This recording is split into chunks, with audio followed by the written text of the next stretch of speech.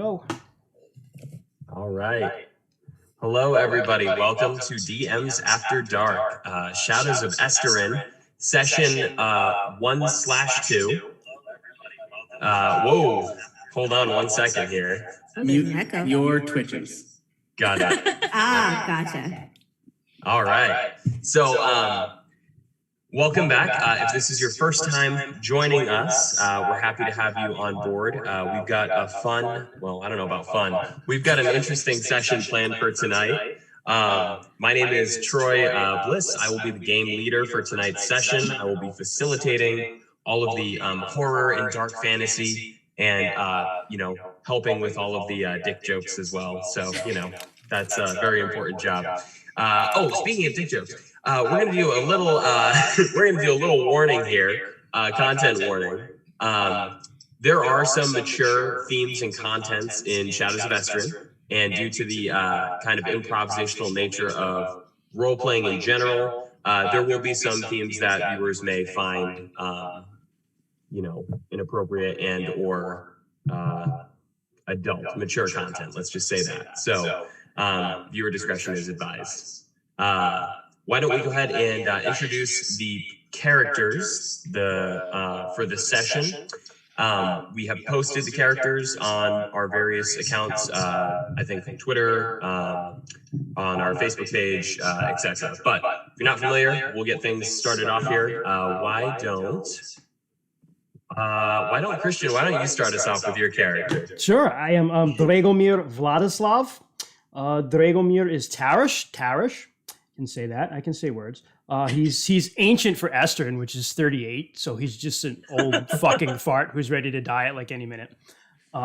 He is got his hair shaved except for a top knot. It's black hair, very long mustache that kind of droops. A wicked sword scar over his left eye, left him a little addled. He wears chainmail, has a coif that he usually keeps down unless he's ready to kick someone's ass, and usually carries a bow and a curved sword with his shield, because he's a fighting boy. Perfect. I did want to... Perfect timing. It looks like Logan's ready for the session. He's adding to the atmosphere. I do have two little ones that I will be responsible for watching today, so I may be pulled away and or interrupted for just a moment. But the good news is I have 5 extraordinary players that are happy to improv while I have to take a brief leave of absence. I did want to interject really quick, Christian, and one of my favorite things about role-playing games in general is I find that players draw creativity from all different experiences that they have in their lives, whether it's other forms of media or books that they've read or experiences they've had in real life. So why don't you, if all of you have any inspirations that you drew from for your character ideas, even if they're just loosely or vaguely based on it, talk about where that inspiration came from as well, really quick. Sure. Mine are really simple. 2 pictures. One was a picture of a Cossack that I pulled up online that unfortunately I couldn't share because it wasn't free to use. But he just looked like a badass, and that's pretty much what I wanted to play. And the second is something that you can find if you want, which is the picture of the fighter in the old blue D&D experts guide. Who was a guy who's just like he's just beat to hell, and he's got a big long mustache, and that's where the mustache came from. You are old, man. I'm really fucking old. And the last part is I'm old, so I'm playing what I know. So there you go. Very good. And Inigo Montonio, question mark, from Princess Bride? Oh, fuck, yeah, he was part of it too. I forgot all about that. Yeah, yes. Inigo Montonio? Inigo Montoya. I want my father back, this son of a bitch. It's a more Italian version. So it's Inigo Montoya as played by Antonio Banderas, which I would pay money to see. Absolutely. Yeah. Young Antonio Banderas, for sure. Yeah. Yes. So that's where all my stuff comes from, when I can remember. Well, Dragomir, thank you. Welcome. Sarah, why don't you kick us off with your character? Yes. So, hello, I'm Sarah. I'm going to play Aoife, spelled Aoife, because Celtic names. Aoife is a young 21-year-old Tricazelian. She is angry at the world and not afraid to show it. She's a hunter. She provides, food and furs for money. She can be seen walking around with 3 axes and no other weapons. That's all she has, and that's all she needs. And the only inspiration I had for her coming in was the phrase "pure of heart, double vasts." I went from there, and just here she is, this beautiful dumb disaster. So you drew inspiration for Aoife from a quote. Yeah. That's pretty good. This is an example of flexing your creativity. So that's what you need. Perfect. And also for the viewers that are not aware, you are the adoptive daughter of Dragon. Correct? Yes. Yep. Perfect. All right. Well, speaking of adopted children, Rainey, why don't you start us off? Well, he's not the redheaded stepchild because he has brown hair. But yes, I am the twin of Aoife.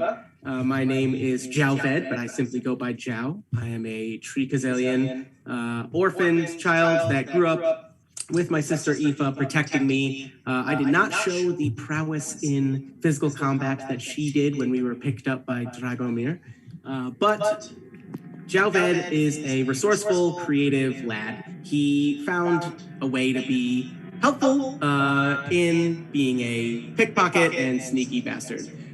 Basically, very loose morals.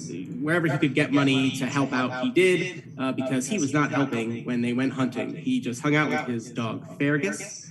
And my inspiration for Jalved was, I'm about to finish on the last book of The Wheel of Time, which is an incredible fantasy series. And I kind of based him off of Matrim Coffin from that book, who's just a lucky, just unnaturally lucky, kind of foppish, ladies' man. That was my concept. I think that Jalved, though, is not as successful as Matt is in those books. I think he's just kind of a tuss of hair, tries to dress well but has never had anything, and just tries to fake it till you make it kind of thing. And more often than not, that gets him into trouble and gets him backhands from Dragomir. That's right. Has yet to get him killed, though, so that's good. Well, like I said, I think I did take a lucky advantage, I believe. I didn't actually. I actually took unlucky. So, well, fuck you. Perfect. I love it.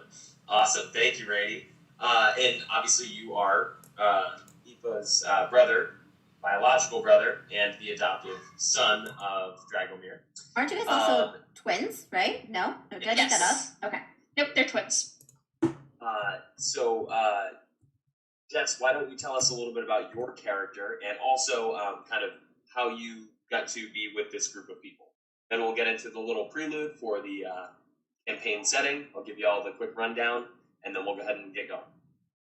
Yeah, so my character's name is Charlie. She is former Lady Marlene Chardin, and she is just a runaway noble who turned to the life of being a Vargal. And Vargals are basically like your ranger / messenger / traveler person.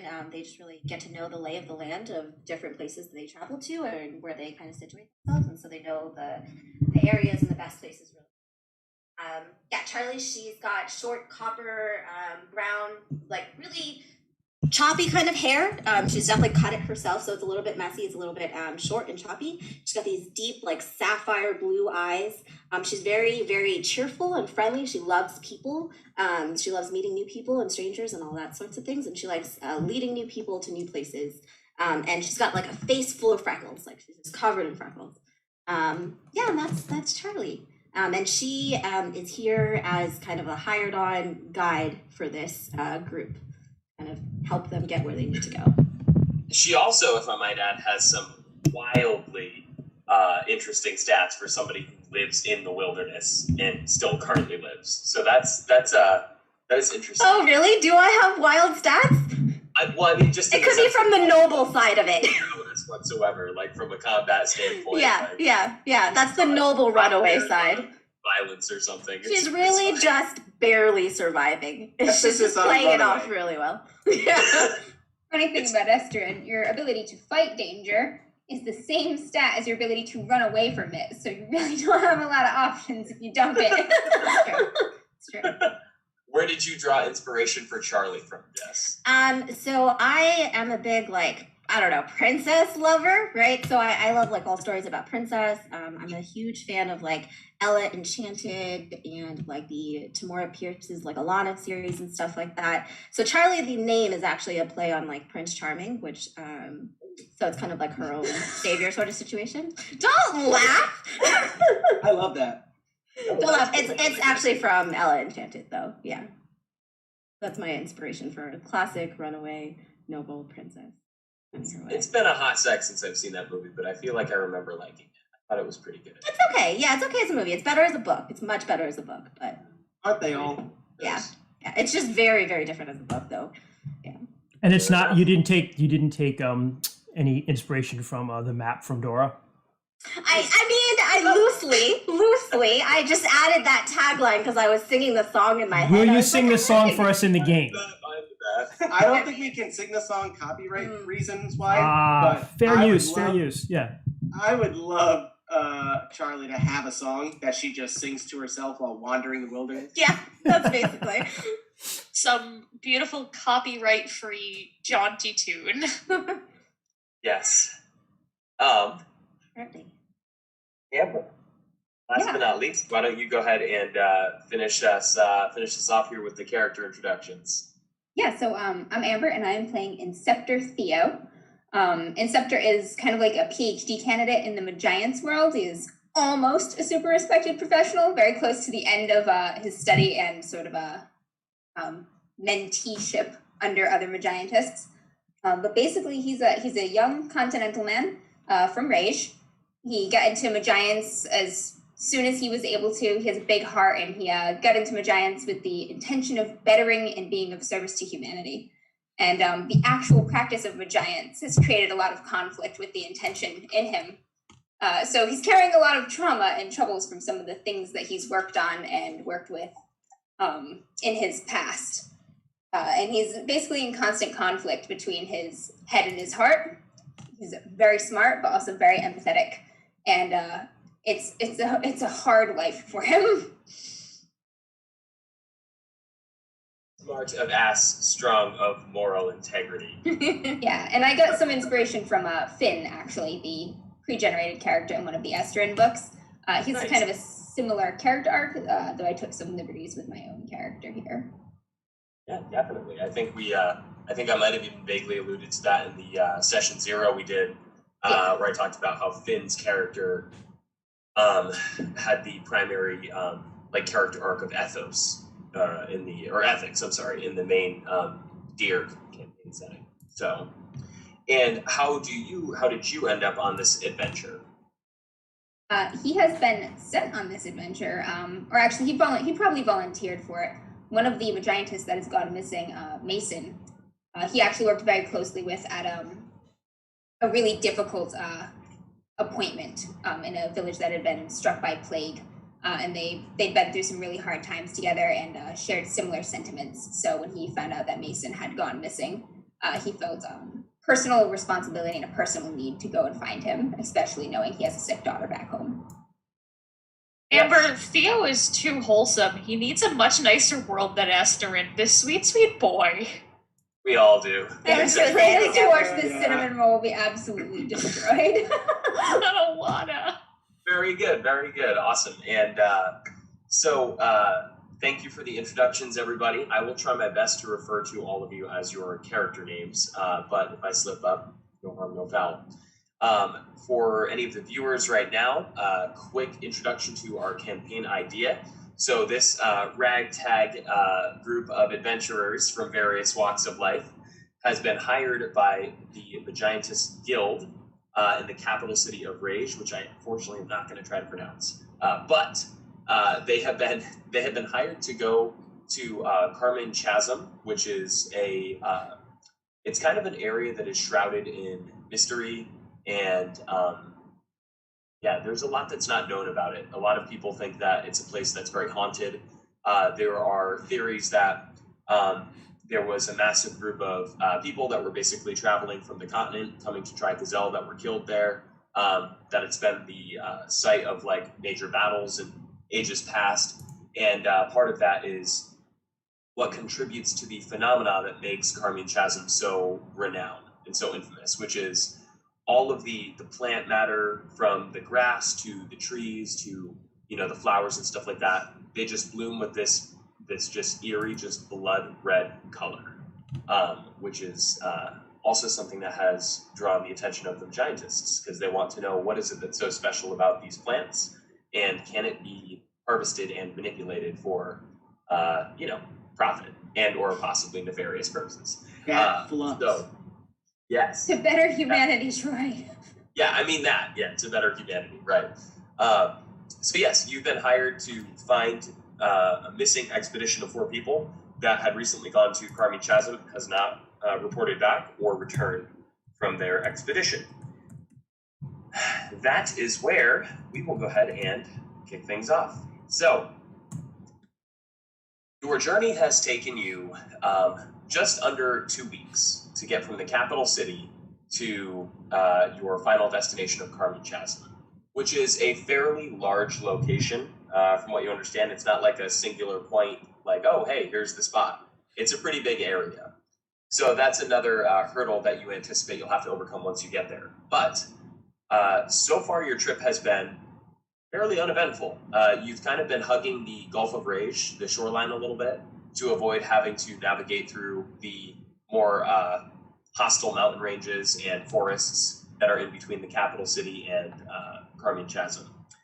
The season right now is spring, and with how far up north you guys are, it is still very cold.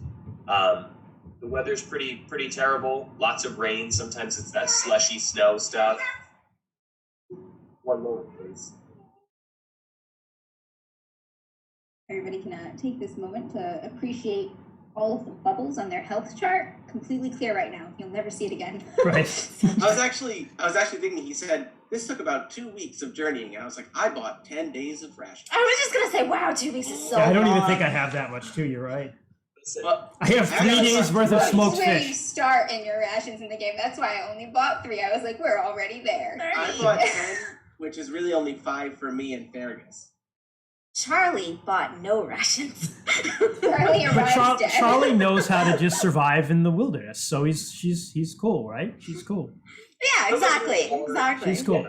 Some of you are more or less capable of scrounging for food in the wilderness. Right. So, No, whatever. but where we will start our adventure is you have wandered after a long day. The sun is about to set here in the next hour or so, and you guys are looking for a suitable place to make camp for the night. By your estimations, this will be the last time that you camp for the evening before you make your way to your destination. Everybody go ahead, and we'll start things off with a quick roll here. Everyone go ahead and make me a natural environment check. That'd be nice. Oh, goodness. 8. The map here got a 13. Nice. 15. Devin. I've had an 11. I have a question already. Yes. So Aoife has a disciplined natural environment under survival. Would I be able to add? Do I get to add 1 to my roll for this? Is that how that works, or is that just a specialty? I'm going to go ahead and say that this would be a situation that would fall under that discipline. So Okay. go ahead and you can add plus 6 instead of your normal plus 5. So Okay, perfect. mechanically speaking, is that what disciplines do? Is it simply just another +1, or? Yes. Yep. Okay. And it's under a specialized field, right? So if you have a discipline in tracking, you are particularly exceptional at tracking. Oh, So, some yeah. of them unlock special uses of skills too that you can't use at all without the discipline, really? Oh, That is sorry. true too. That Yep. might be an emergency. What did you get, Sarah? I didn't roll great. I got an 8. Okay. And then, Beat you, sis. sorry, Dragomir, what did you get? I got an 8 too. An 8 as well. Okay, Yeah. so Charlie the Map rocking it with the biggest, the 13 in the group. So you guys are, you're looking for a relatively good spot to camp for the night. your main concern is just the weather, being out of the elements in case it starts to downpour, or if it gets much colder, you want somewhere that's a little sheltered from the wind. And as you are walking along, you wander a little further away from kind of the shoreline to get to where there's a little bit thicker vegetation and stuff. And you come across what looks like it looks like there was a camp here not too long ago. The biggest giveaway is going to be that there is a crudely constructed lean-to that is still mostly intact. There also appears to be some charred remains of what looks like it was a fireplace. There is a assortment of rocks and stumps that are kind of positioned around the fireplace. It looks like it would be a great place to camp for the evening. You're not sure how long ago someone had last stayed here, but if you want to make a travel check, I'll let you go ahead and see if you can. Yeah, that was actually just going to be my question, if I could tell from the campfire. Can Dragomir make that check as well? Yes, you can. And Jalved, simply because he really cares about comfort. Oh. Okay. I got an 11. Dragomir got a 7. He probably he's not doing so good today. You're like, look at these semi-permanent shelters. Right. I also got an 11. You got an 11 as well. Yeah. So I'll say, you guys are looking around for a little bit. Charlie, your character goes over and probably starts, poking around the ashes of the fire to see if you can get an idea if how long ago it was. Your dog Fergus is sniffing around. He's kind of doing his thing, doing his dog thing, and he starts like chewing on something within just minutes of being in the camp area. And I would imagine, as a typical dog owner, you probably want to see what it is he's chewing on. Find something good there, boy. I'm already scared. It looks like it's maybe a leftover piece of some sort of like bird or chicken, like a chicken leg or something like that. Maybe remnants from whoever was here last. Oh, good find, boy. Good find. More than you found. Yeah, eat to your heart's content, young one. You guys won't have too much difficulty setting up a shelter for the evening, getting a fire going. I won't make you make checks for that specifically yet. But I've got a tent. I also have a tent. I bought a 2-person tent in case, for me and tents Fergus. are like RVs in Esteren. You guys are like, what do they call it? Glamping right now? Well, Light perfect. sources and shit. You guys are losers. Charlie Yeah, will she's just like- take this lean-to for herself because she does not have a tent. The other thing is Jalved's life, dude. I'm staying dry. There is. I will say this. So the past 2 weeks, although they've been fairly uneventful, I'm sure there have been interactions between you all. The only people that knew each other before this adventure were, the Tarish twins and Dragomir. So, kind of Theo and maybe Charlie, your character's qualities are she's kind of carefree, right? Yeah, kind of the whole trip. Charlie's just like, "Are you guys sure you want to go here? Like, Okay. it's in a week. We can still turn around. Are you sure? I mean, I know we're 9 days away, but like, we're like 2 days away, but we can still turn around. Are you guys sure? Like, this is a lot of walking." Fair enough. So yeah, you've been kind of non-committal this whole time. Yeah. I would say probably more than anyone though, Theo, you probably feel a little bit more out of your element. You are used to living in the city. You probably haven't ever made a campfire in your entire life, maybe. So the weight of this buildup, right? You guys finally coming to your destination. The implications of what that might mean, right? What if you do find Mason and he's not okay? What if there's no one there? What if you can't find them, right? So these questions are weighing heavy on your mind right now. And as Charlie probably gets a fire going and the rest of the crew starts, setting up their tents and whatnot, these are some things that are definitely gnawing at you. Pretty much always looks quietly troubled at all times. Like he's always deep in thought about sad or troubling things. He's also very shy. So over the course of 2 weeks, he's had some conversations with you and opened up a little bit, but he's pretty reserved. is there anybody in particular he's kind of reached out to more so than anyone else? I'm thinking of this group. Yeah, I was gonna say maybe Zhao, because Zhao's kind of a thinker too, like you thinky people. And also Some prefers talker. cities to wilderness. We're both cities. Okay, yeah, we have a few more things in common. I also think Dragomir is probably more of the quiet, stoic type, so that's a little more comfortable.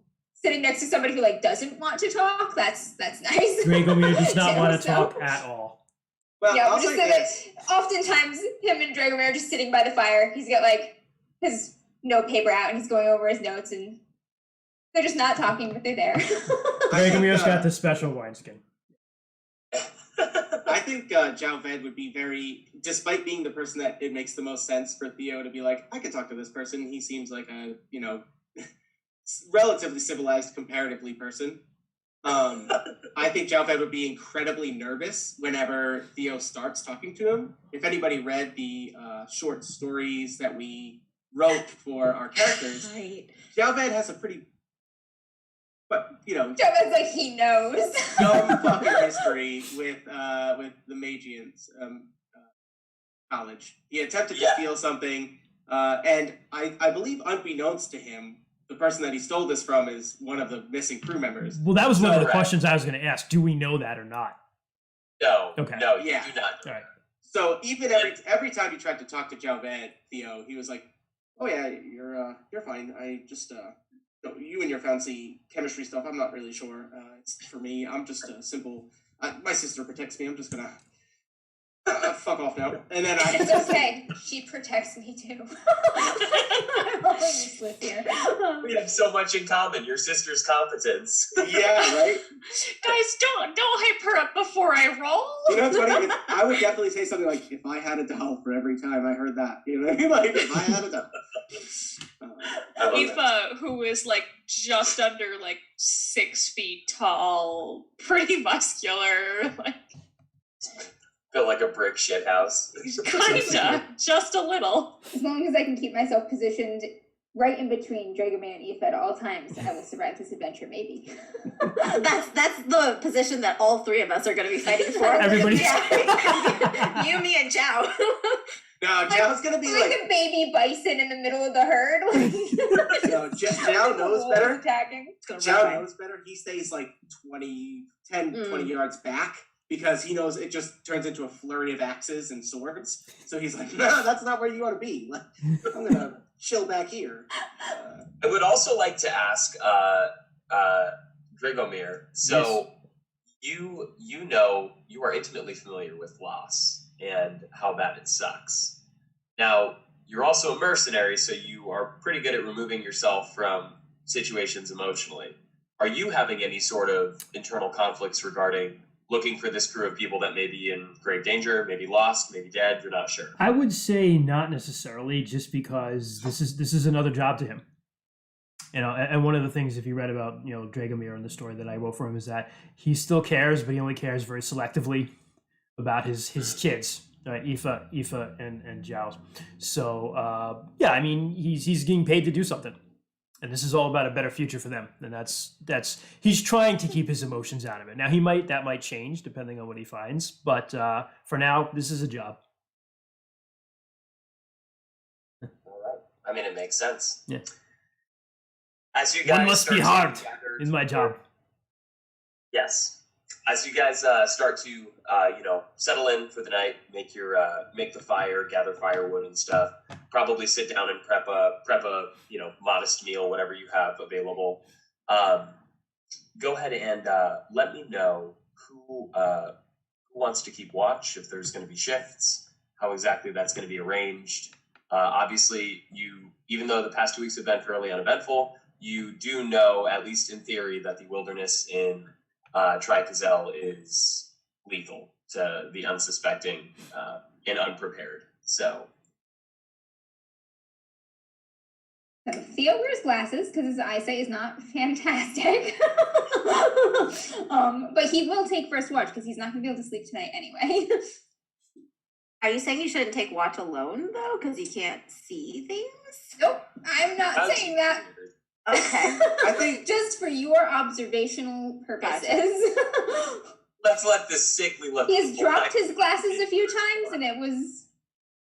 I think concerning. Zhao and Fergus probably do significant amounts of watch for Aoife and Dragomir, because the more important thing is that they're rested to protect him. You know what I mean? Like, he's not taking those chances. You know, he can throw an axe or a dagger to buy them the 10 seconds it's going to take to wake them up. You know what I mean? Right. So I think Zhao's pretty used to taking watches. I think he also assumes that Charlie is probably half awake in like a tree somewhere or something like that, you know. But What was assumption? Yeah, good call. No, it's a good call. Charlie's she kind of she wants to pass out like as soon as she gets there. I mean the awake part. Oh, that's true. Yeah. She passes out, but she'll probably take the last watch. She'll want to kind of look around before we leave. All right.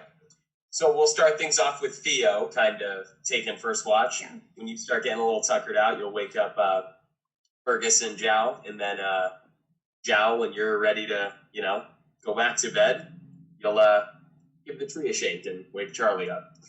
And I'll just get Dragomir will just look at Zhao and just be like, you wake us up, wake me and your sister up if something needs to die, boy. oh, the rules. Yes, you know the rules. You never listen to them, then why? And all I the rules, he listen. says. I just look at him. He says he knows the rules. Knows the rules. Oh, yes, always. Hey, come here. I listen. They're not always good rules. Dragomir goes to bed. I think also for Charlie, like their whole dynamic is very interesting to her. Like she's got to kind of watch them for the last 2 weeks, and Charlie had a brother that she lost, and so seeing like a sister and a brother and like a father and that kind of family relationship, weird. Aoife is definitely the quietest of the trio. But when it comes down to it, if she like says something, you've noticed she's got two modes where it's like, oh wow, that was actually like nicely thought out, and then like, were those words that you just put together? Are you sure? She's generally the quietest, but she will, if she pipes up, it's usually to like mess with someone or do something silly, or just be like, look at this snake. Hello, he's a friend. That's poisonous. Put it down. She does know what snakes she can pick up and which ones she can't, but she will try and pick them up. You read it in a book. She figured it out by picking them up. Yes, over the years, true. She's had snake venom extracted out of her more times than she can remember. So I'm getting licking this wound full of venom. Builds up his immunity. Oh no. I'm getting the sense that Charlie has just been don't do that. medicine. I was just gonna say, I'm getting the sense that Charlie's just been talking to herself very loudly for the last 2 weeks of travel. Yeah, you're like, you guys are getting paid? No. Go back. Okay, so we'll go ahead and things start to wind down for the evening. Drago, Aoife, and Charlie and Zhao, you guys kind of hit the sack, so to speak. Some of you have a little bit more of a difficult time going to sleep than others. Charlie, you probably have no issues. You've been used to sleeping in the wilderness for quite some time. Drago, any restlessness that you get is not from the hard stone on your backside. It's from the, battles waging in your head over and over again. He snores like a bastard. So, yeah. He snores like a bastard. Beautiful. Beautiful. Sleeps with his sword next to him and snores like a bastard. You know what? Every once in a while, Zhao definitely gets up and just like shoves him over on his side because he's shut up. Correct it, open his airway a little bit. And tell Chindler. So, Theo, you're the first one to start watch. As the sky gets darker, the light of the orange glow of the fireplace around the campsite that you have built, it glows a little brighter. And probably have your book out right now. You might be writing, taking some notes, or just reflecting on maybe your studies, or maybe just thinking in general.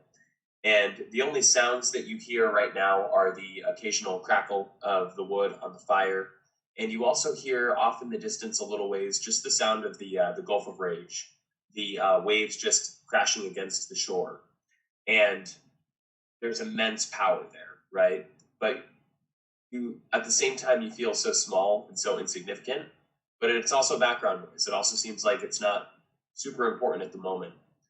And it's not too long before you're lost in your thoughts and you're taken back to a time where just, you know, the rhythm of the ocean, the noise, it just brings you back. It brings you back to the last outpost that you were at. And it brings your thoughts back to Mason. And you were thinking about, you know, this one particular boy, Tam, I believe was his name. And, you know, you were wondering if everything that you're doing right now, if any of it even matters, right? Because Ken didn't deserve to die, you know, and you probably feel like you facilitated it at least a little bit, right? So you're thinking about those kids, you're thinking about the many nights that you spent in the sick bay, so to speak, with the children that were sick and were dying. Only instead of the warm light of a fireplace kind of keeping you warm and boosting your spirits, it was that cold and dark artificial light of the nebulars just hanging around the tent. And something about that doesn't resound very well with you. Go ahead and make a perception check for me and give yourself a penalty for your poor eyesight. Yeah. Nat 10. That is a total of 13. So I picture almost like your body is probably having an adrenaline response, like it's like a heightened sense of awareness right now because of these thoughts.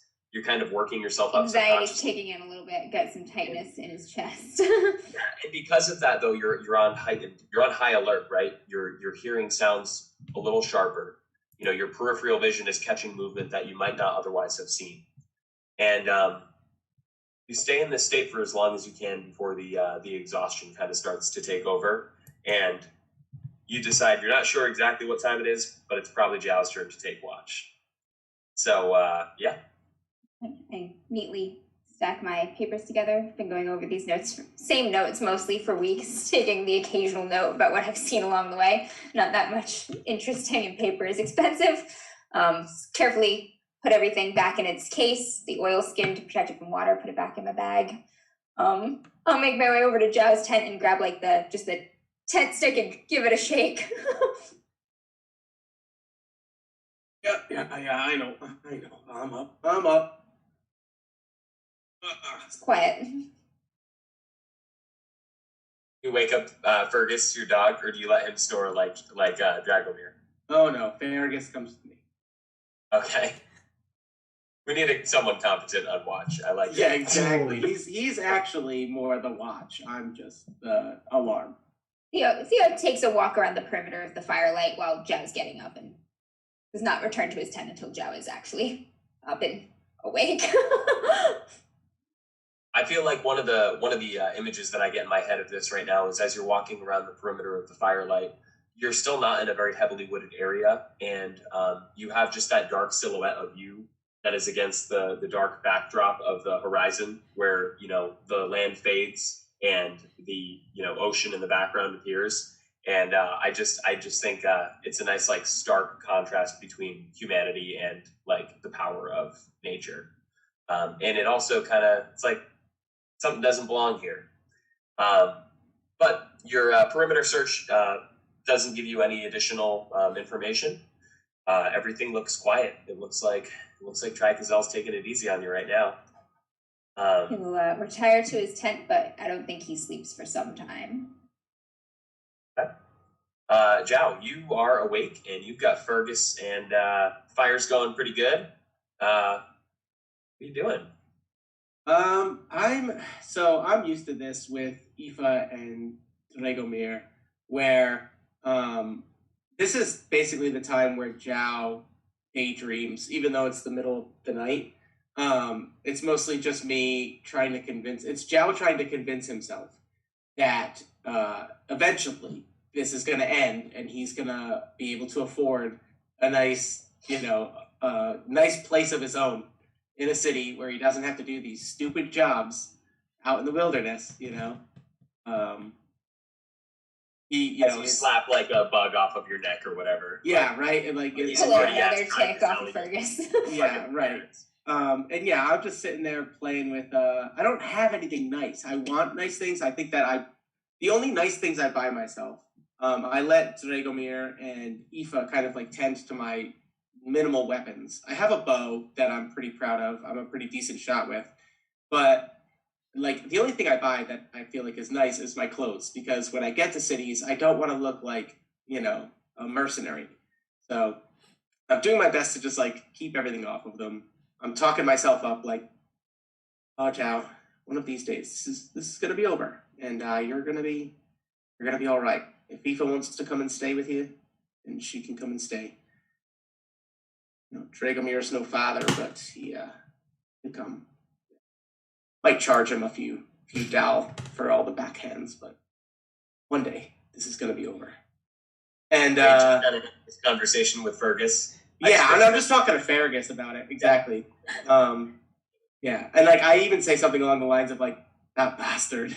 He took a job with the Magientists, like Magientists. He knew, that bastard. Oh, he says it's for the coin, but let's be honest, he did it to fuck with me. It's his way of backhanding me without backhanding me. He was just laying awake in his very thin tent, listening to Joe talk to his dog or himself. And honestly, if you overhear Joe talking about this, like his like, you know, kind of upset nature about Dragomir taking a job for the Magientists, like, yep, just listening to that, like, what does that mean? Yeah. Found a new way to backhand me. That's all it is. More beans in the stew than we can tell. Yeah. Yeah. All right. Go ahead and make me a perception check. I've rolled very well tonight, and just by saying that, here comes the bad one. Ready? I get +5 to perception. So here goes. That one. How'd you do, buddy? That You one. broke the seal. You broke the seal. Yeah, he did. I think it's better that than a feats check. I said it. You know, I was like, I've been rolling too good. Here it comes. Here's the one. Why'd you do it? So 6, Troy. Oh. Uh-oh. Oh, Just God. be glad that you didn't roll in that one on a feats check. Like, when you biff it on those, bad things happen. Yeah, here come the fucking Fionas. Half of a mountainside in your ass. Yeah. In your stomach, because you just ate gravel the whole way down. Just... All right.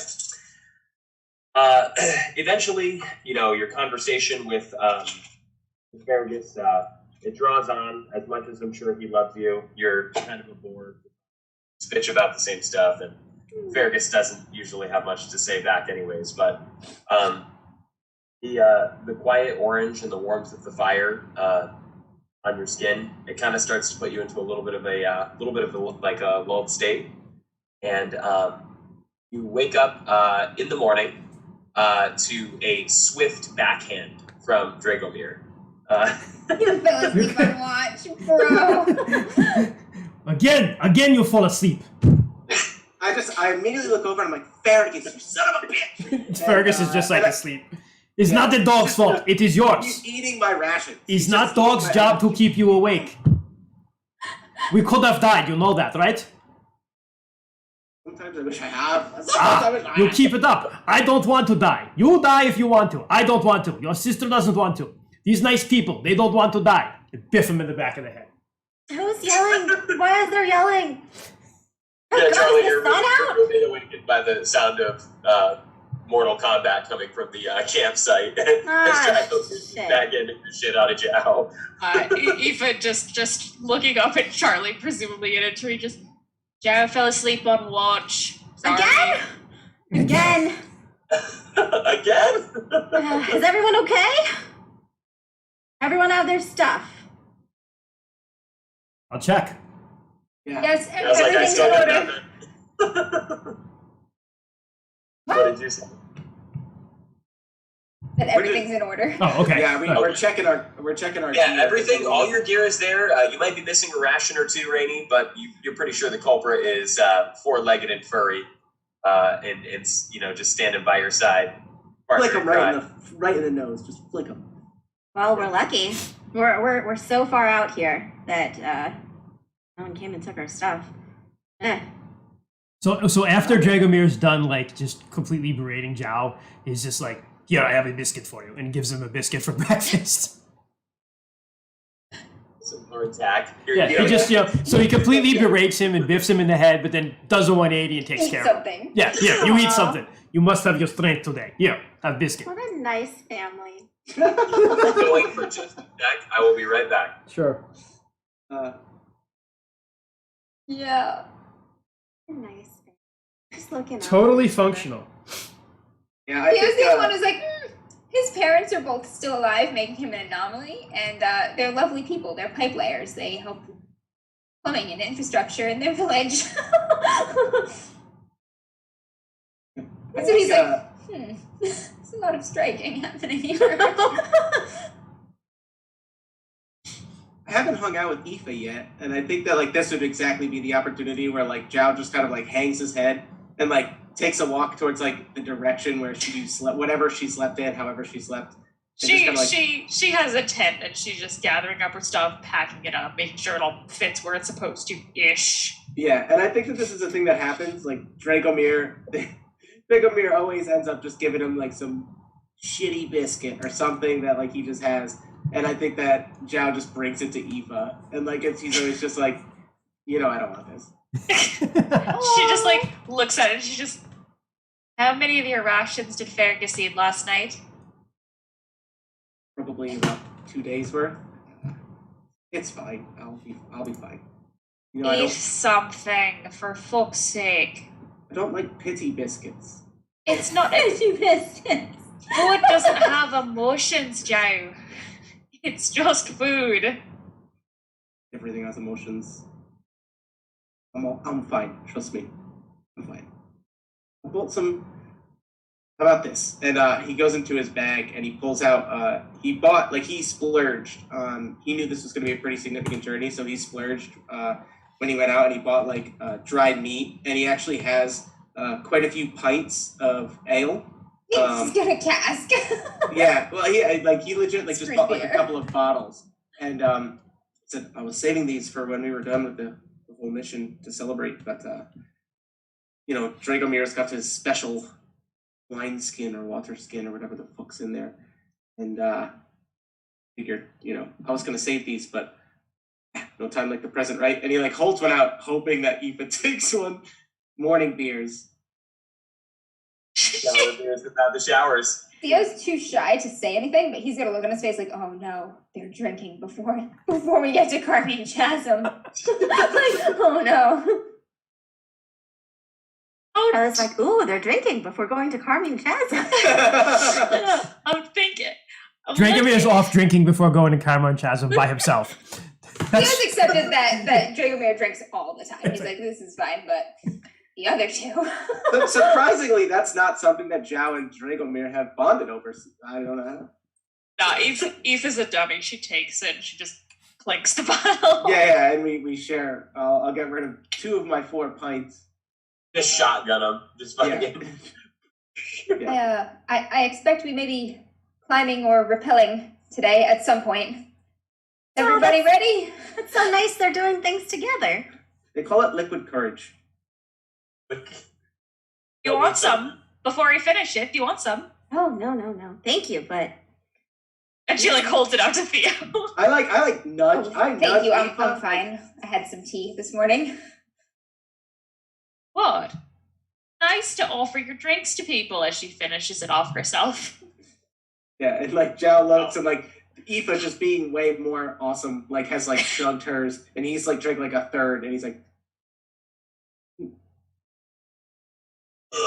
give some to Fergus. Pours a little over their shoulder. Yeah. Fergus shotguns the rest of the ale. One for my homies. Fergus is the ultimate homie. So, the good news is that everybody else woke up early because, sleeping until you're well rested is just not a thing that happens in the wild most of the time. And with you on watch, like it's too good to be true if people don't get woken up in the middle of the night. So, You guys wake up just as the sun is cresting the horizon, and there's a light snowfall right now, but there's no wind. It's cold.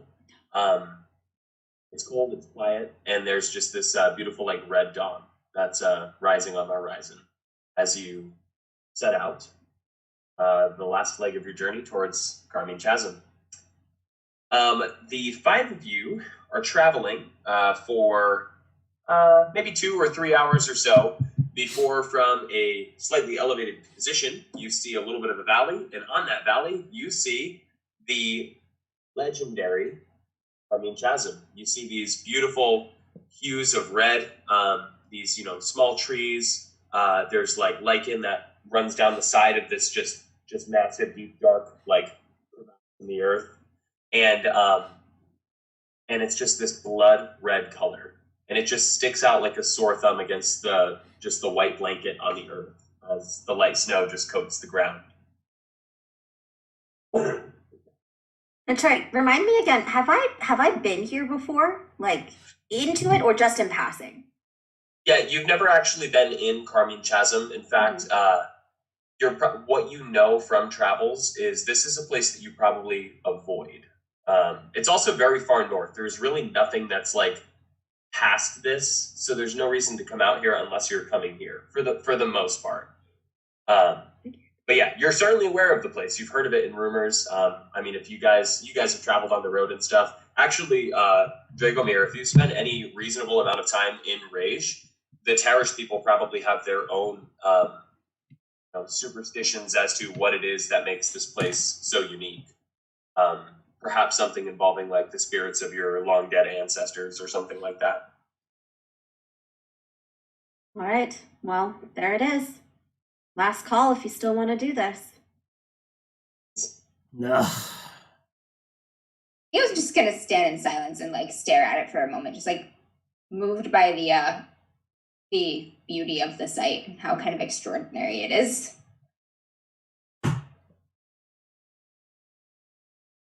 I wouldn't go out all this far just to back down now. We are being paid. We must do what we have been paid to do. I mean, The that expedition's out there somewhere. Right. He just Exactly. flips up his chainmail coif. Right then. I'll go first. The Start descending long way down. down. Yeah. Don't fall, old man. Don't fall. You guys start descending down the hill towards the crater in the earth, and as you guys are getting a little closer, you start to see signs of like people having been here. There are some trees that look like they were newly cut. Theo, you recognize something that nobody else is probably familiar with. You recognize what looks like some refuse that was created from flux extraction. So there's some big, mulchy, dark brown, like globs of what look like just goo and garbage, like piled in a little corner. Since been covered in snow, and actually, it looks like kind of the red vegetation that's kind of growing in the area. It's kind of like drained from the area where that is sitting. But you definitely recognize that as a very familiar sight. For those of Can I you that tell are how fresh it unfamiliar, is? Like how long it's been sitting? if you I will let you make a check if you have Magience, which I'm sure you do. Oh yeah. You got a 15. I'd like everybody else to go ahead and make me perception checks as well. Just gonna So kind of if you go over don't- with a stick and like poke at it. Yep. Turn it over. Natty 10 for a 15 on perception, or Whoa, 14 on perception. nice. I got an 8. Like total or 8 total, yeah. oh Jesus. Yeah. Also Five. 5. Yeah. You got 5? None of Yes, my characters have perception, okay? Wild. What the fuck? I know. Dude, I know. Marigold. I just What did you bonus. get? I also got an 8. Holy fuck. So Zhao, you're so far you're You're MVP. already bud. dead. Okay. I'm So, trying to be helpful. so you guys are all first of all, you're all a little bit distracted by this site that Theo starts walking towards. You're not really sure what to make of it. But as you approach the pile, you're all kind of, looking around and kind of trying to pay attention to what this big, giant, massive garbage is in front of you.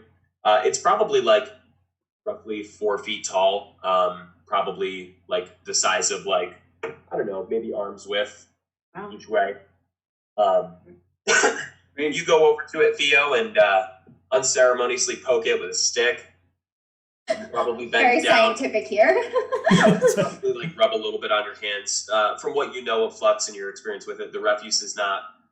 It's probably not great for the environment, but it's not like immediately lethal if you touch it.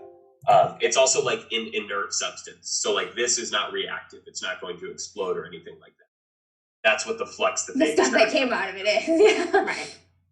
Rub it in your hands, and you kind of like give it one of these, and you recognize it as some type of mineral refuse. So the flux that was extracted from it was mineral flux, and you would guess that it would be probably, I don't know, between 1 to 2 weeks old. You're just not sure. You can't narrow it down much more from there. You're not incredibly well versed with flux extraction, but you would take it to be about 1 to 2 weeks old. As you are doing this, Fergus kind of like starts to like sniff around and like gets close to the pile and does one of those like kind of like sneezes, like Absolutely not. right? And he kind of like starts sniffing around a little ways elsewhere, and then he kind of like looks for a sec, and then he like starts like barking and like pacing a little bit. He's like barking and pacing a little bit, and you can't see what it is that he's looking at, but it looks like he might be onto something. Yeah, hey, Fergus, get over here, boy. What are you doing? And I walk over to him and I like grab him. He has like a rudimentary collar, just like a leather collar on, and I hold him. And I actually, before we go further, I do have that stat block that you sent me for dogs, and his perception is a 12. So like, assume that that's what he did. I guess that I would just like let him lead me slowly. Sure. Yeah. Sure. He doesn't actually have to lead you too far before you start walking up towards a little like cliff face, right before it kind of descends down into the chasm. And across the way, there's kind of 2 interesting things that you see.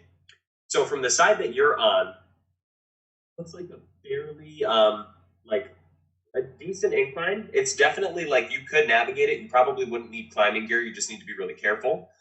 I mean, obviously climbing gear wouldn't hurt, right? Just for precaution. But kind of fashioned into the side of the rock, into the stone, there is a long, what looks like rope or possibly maybe cable that stretches across to the other side. Oh. And there's a small landing there.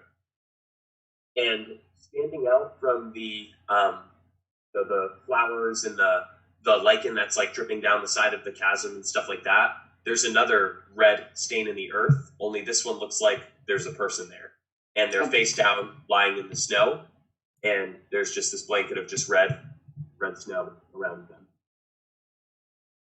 them. To quote Jalved's already classic line, "Well, fuck." Well, fuck. And I look back and I go, Dragomir, Aoife. What did the dog find? Fuck you. And I say, I trust dog more than you. Over there, there's I think there's a body. I think. Well, fuck. Might be one of the, well, exactly. He was gonna go running. He's like, a body? Oh no. And like I get in the way of Theo, like, because this is a pretty treacherous incline, and I say, there's also almost like a slack line across the chasm here. If they're not dead, they could be hurt. I need to get to them. I'm aware, but I don't know how stable I'm gonna look. this thing Dragomir is just gonna look and like be like, he's not moving. He's dead. Trust me, I've seen a lot of dead people. He's dead. Too far to tell if his chest is rising and tell. falling. The blood is very red. Blood oxidizes when it's I'm been professional sitting for a here, while. okay? All right, guys. It's okay. That's the direction we need to go in, anyways. So we can check when we get there. All right. Let's just remain calm. The question is, how are we going to get there? We Yeah, very can't trust calm. this. We can't trust this rope that's just dangling across the chasm. We don't know how sturdy it is on the other Hello, side. sturdy. So is this like Troy. a zip line or is it like a swing across? Like I don't know what it's attached So to. Yeah. this is more built like a zip line. It's a Okay? zip line. Okay. Oh God. Like a zip line from one end of the chasm to the other. The side of the chasm where there is the person that is face down right now is at like a more than vertical angle. So if you were to try to climb down that side, you would literally be hanging from just your hands. So did this person just eat shit and just hit the wall? Is that what we're talking about? No. So so it looks like it's set up where like if you go on the zip line, like it will place you on the landing. Like you're not good. It's not going to bring you with any sort of like substantial speed or anything like that. But it looks like probably the best way to that location, unless you are like a expert climber and can climb down that vertical cliff face with like Question. rope and everything. Yeah. If we didn't take this, how, like, it would take us a long time to get from one side to the other, correct? So no, you guys are kind of where the chasm like kind of begins. So you Okay. could get to the other side of the chasm to investigate more. But you're not sure how to get on this little ledge. It's probably like Oh, okay. 40 feet down from where the top of the chasm is, where you are right now. Gotcha. It would be difficult to navigate. Not impossible. I mean, maybe this guy did it. You're not sure, but So, So then is it possible to Do it get to the successfully. other side and drop down? it is possible to get to the other side. But the way that the chasm is set up, it's more than 180-degree angle. Yeah. So if the opening is up here, Yeah. the ledge is like down here. Yeah. we'd have to- On we'd have the to rock other out. side, though, right? Down Yeah. to drop. Yeah. So the side that you guys are on right now is like an angle that you could walk down and then get to this little like Yeah. part here and Yeah. take the zip line across to that landing. Oh, okay. It's not where we are. How would you get back? Gotcha. Yeah, that's what I was going to ask too. How do you get back? It's a great question. You're not sure. Last I'm question. gonna inspect this zip The line. zip line itself is not at a it's not at a very steep angle. The 2 points are actually almost horizontal. So in theory, it would be possible to climb. Pull yourself back Reposition. across. Yeah. Last question. So does this landing that we would arrive at if we took the zip line, does it have, because like you said, the slope above it is nigh impossible to climb or whatever. I assume the landing where it arrives has a path downward from or something like that, correct? It's a little difficult to see from where you are, but Because if of you the guys snow move a cover. little closer to investigate, I can give you more answers. Gotcha. Okay. Oh, Right. I'm gonna inspect this zip line and make sure that it looks secure and structurally sound and try to figure out what I need to do to utilize it. Is there anything on the other end, like a rope, handles, a little carriage, a ski lift? Anything? Question. A bucket. Before I can tell you You that sit in. information, is anybody else going with Theo as he descends down into the chasm on that side to get closer to the zip line? Yes, I will go with Jow? Science Boy. Okay, everybody is going. Charlie, are you going? Yeah. I mean, if they want to go ahead, though, Charlie will go last. Who wants to go first? I think Jack would look at Theo and just be like, all right there, science boy. One last chance. Do you want any of that liquid courage? No. If he's badly injured, I'll need to have a steady hand. He's Sure, dead. I could use it on the wound as well if he's alive. Don't do that. I'm telling you, it works. I have a surgeon's kit. I use it all the time on Aoife. She's fine. She's like all fucked up with these Alcohol's garish. very disruptive. to Ridiculous living scars. I don't know what's under that tunic. I mean, are we sure we don't want the more capable person to kind of climb down first to make sure we go the right way? I would 100% point to Charlie and be like, Yeah. guide? Yeah. Yeah, Charlie will go first then. She'll climb down to just at least pick the correct footholds and stuff like that. Aaron, Charlie, before you do that, what is your feats skill? Oh, fuck. not good. Yeah, so you're like the least capable. You're a variable that can't climb. Correct. I'm agile though. Who has a decent I don't think that skill? applies here. Anybody. I have a feats of 3. 3? Yeah. You have a 4? Now? Wait, you have a feats of 3 total? Isn't your combativeness 5, Dragomir? Oh, No, I was talking points, right? I mean, I guess total, Oh, right? okay. Oh Yeah, my yeah. god. I just realized that I've been doing this whole time. Yeah, I've been doing it wrong yeah, too. dots. Yeah, it's bubbles plus your. I haven't been adding my stats to any of my shit. rolls. I haven't done that I was either. like, there's It's no ranks way plus your she got ability an modifier, A on aka perception. just your ability. Oh no! Well, at least now Whoops. you know early in the adventure before we die. Yeah, well, Yeah, that's I've only good to rolled know. twice, thank God. It's okay, Okay, guys. so- That's the point of this series. We're learning new systems. People can, So- you know. That's true. So, so Drago, you have a total of a +7. Yeah, correct? that's yes. Now I know. Yes, the more you know. Yeah, I have a total of 4, so not You the have a best. total of 4, and then what is your total, Aoife? I have 6 with a bonus of 1. Okay, so Wow. 7. So you and Zhao are both equally proficient at feats. So if one of you guys wants to lead the way, Yeah, I that's actually meant like the safest thing. Um, Zhao are going to be bullheaded. No, not me. I'm sorry, not Zhao. Dragomir. Dragomir and Aoife. This is their shit. I watch. Yeah, that's fine with me. I've got a grappling hook that should be able to make my descent a little easier. I think I do too. Sure. Yeah, I do as well. What you probably want to do is you probably want to secure it up top with another member who's there to like kind of watch it, maybe keep hold on the rope, and then kind of use that as like a harness as you walk down in case you slip and fall. They can, between them and the grappling hook, they can catch it. Yeah. So she's probably like her and Team Zhao twin. somehow figured out how to get this between the two of them. It's like, all right, we can make this work. So yeah, she'll have him help her finagle a grappling hook into a way that she can. I have one as well. So like, I think that the two of us have figured out a way to like constantly be each other's like point person for totally Yeah. different reasons. What a cute little kid. Look, Troy, was that cheese? Excellent. All right. Oh my god! I thought it was a sticky note. It was cheese. Odds are it's some form of corn product because of where you lived. I mean, it was American cheese, so you're not wrong. There's probably corn syrup in it. Corn, yeah, this one. Yeah. No matter what, it's corn. Welcome to America.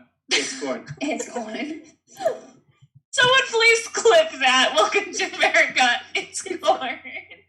Okay, time out. Very, very unrelated thing here. I recently found out, and I was surprised, and this is surprising because I'm like a nature nerd and whatnot in real life, but America's biggest crop product isn't corn, it's soybeans. Oh wow, really?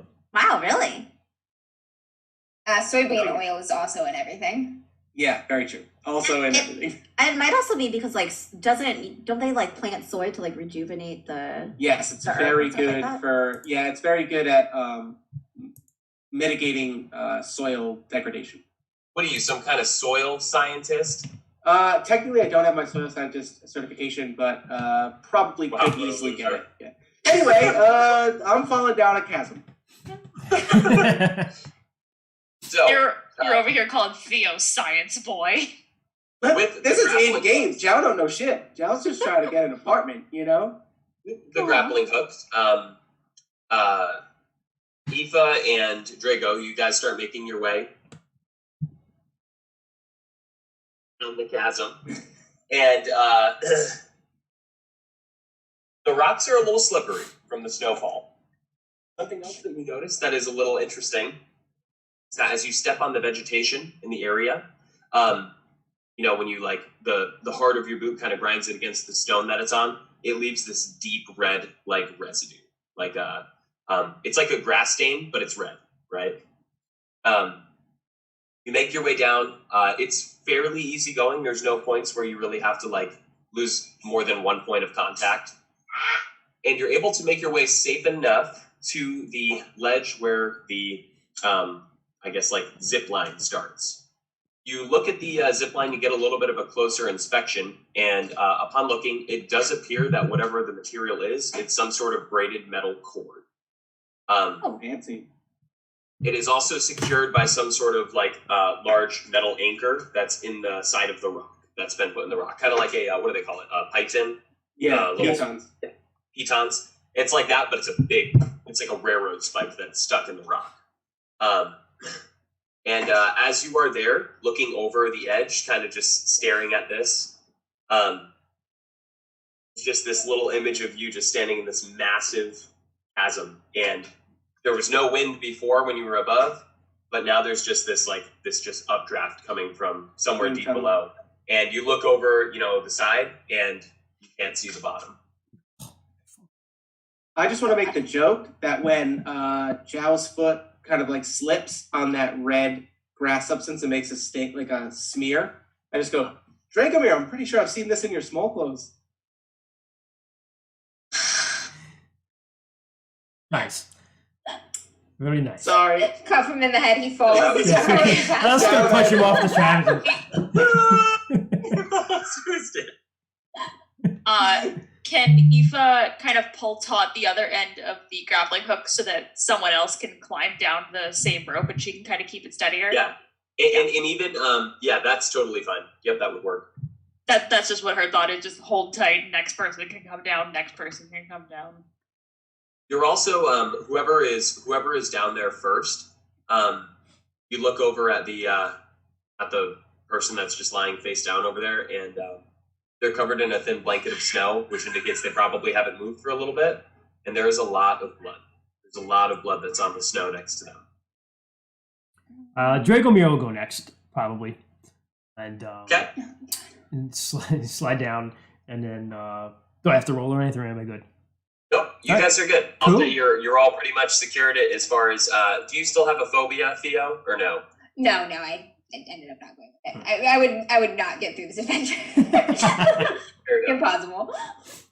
So he gets down. You guys all five of you are able to make your way down to the one side of the zip line, so to speak.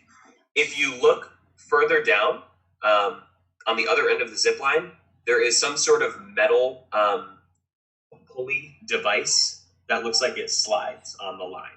But how far across is this? It's probably a 30 foot expanse across the open chasm. Yeah. Any way we could hook that thing with a grappling hook and pull it back across? Like, I can't throw that far. I have a 0 to shooting and throwing. A literal 0. I have a grappling hook, 60 feet of rope, and a +4 to shooting and throwing. I'd be willing to at least take a throw at it. Oh, wow. All right. Yeah, Mr. Punny. Oh, hey. Sorry. You can certainly, yeah. You have 60 feet of rope. Honestly, think about what you would do. Think of a genius way to retrieve this other piece of equipment. Is there anything you guys can think of? There's a taunt line. You guys have rope. Honestly, if you think about it, you said 30 feet out is where that pulley system is, right? If I pull out 45-ish feet of rope with the grappling hook at the end, even if I overshoot it, right, and it drapes over the other side, as long as I'm on one side and it drapes over the other, pull it along. We should be able to pull it along. Mm-hmm. And catch the line. And Yep. catch it. That's a good idea. Big, strong throwing arm. Big, strong throwing arm. You better give it to your sister. Well, would it be a shooting and throwing, or would it just be like some form of... Does anybody have higher than +4 total? I got 4 dots, so I have an 8 in mine. It's Drago. I reluctantly hand it to Dragomir, and I just go like, just remember whose gear this is. I literally remember. I think of these things. You simply react. Just so you know. All right, boy, let me show you how to toss a pigskin. Yeah, right. Over the mountain. Just over the other side of the chasm. Just Uncle Rico?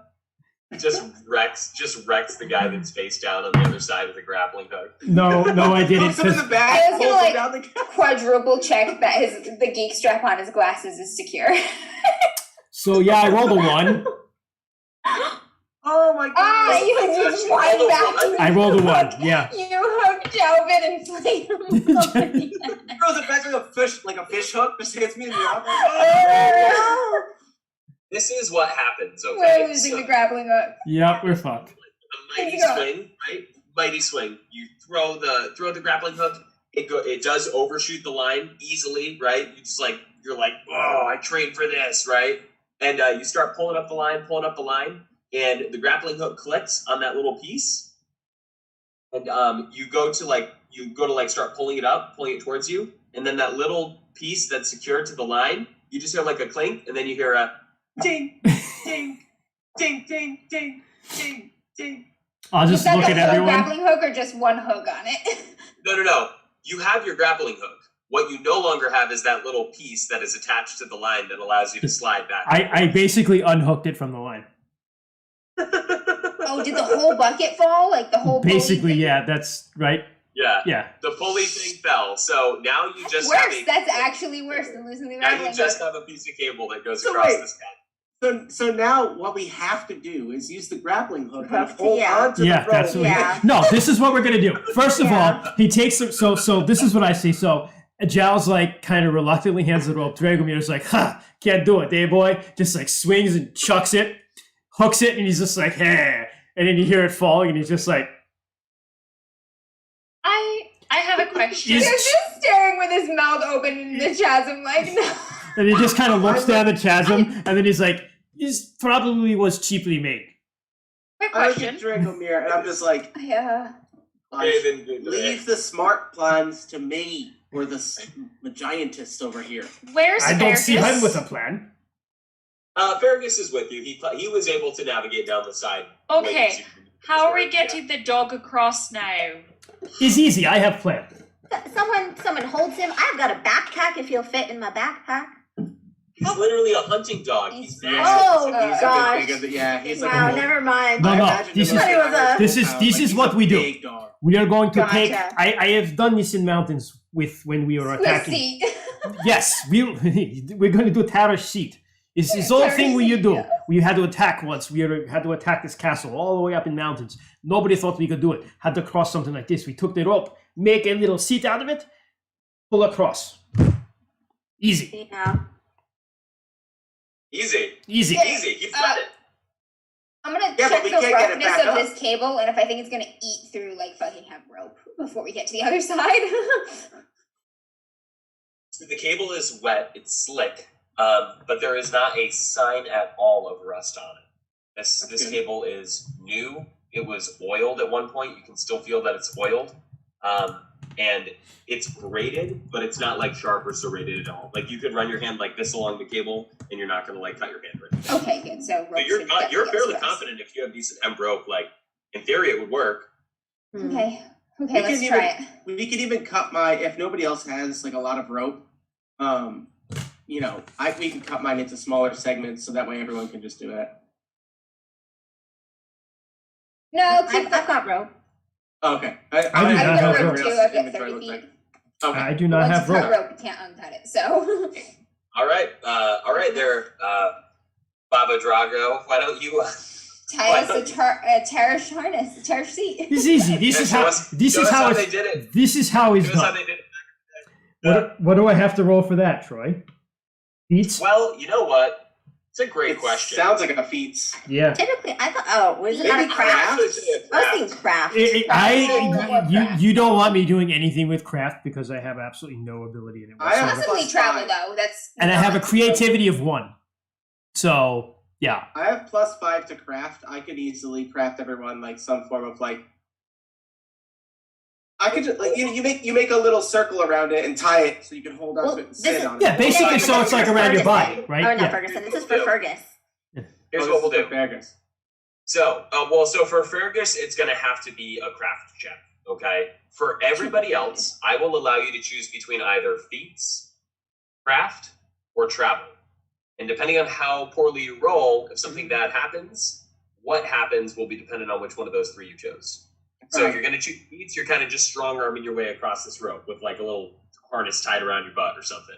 If you're choosing travel, you are tying a bunch of different knots, like a couple safety harnesses, like you're really working on it.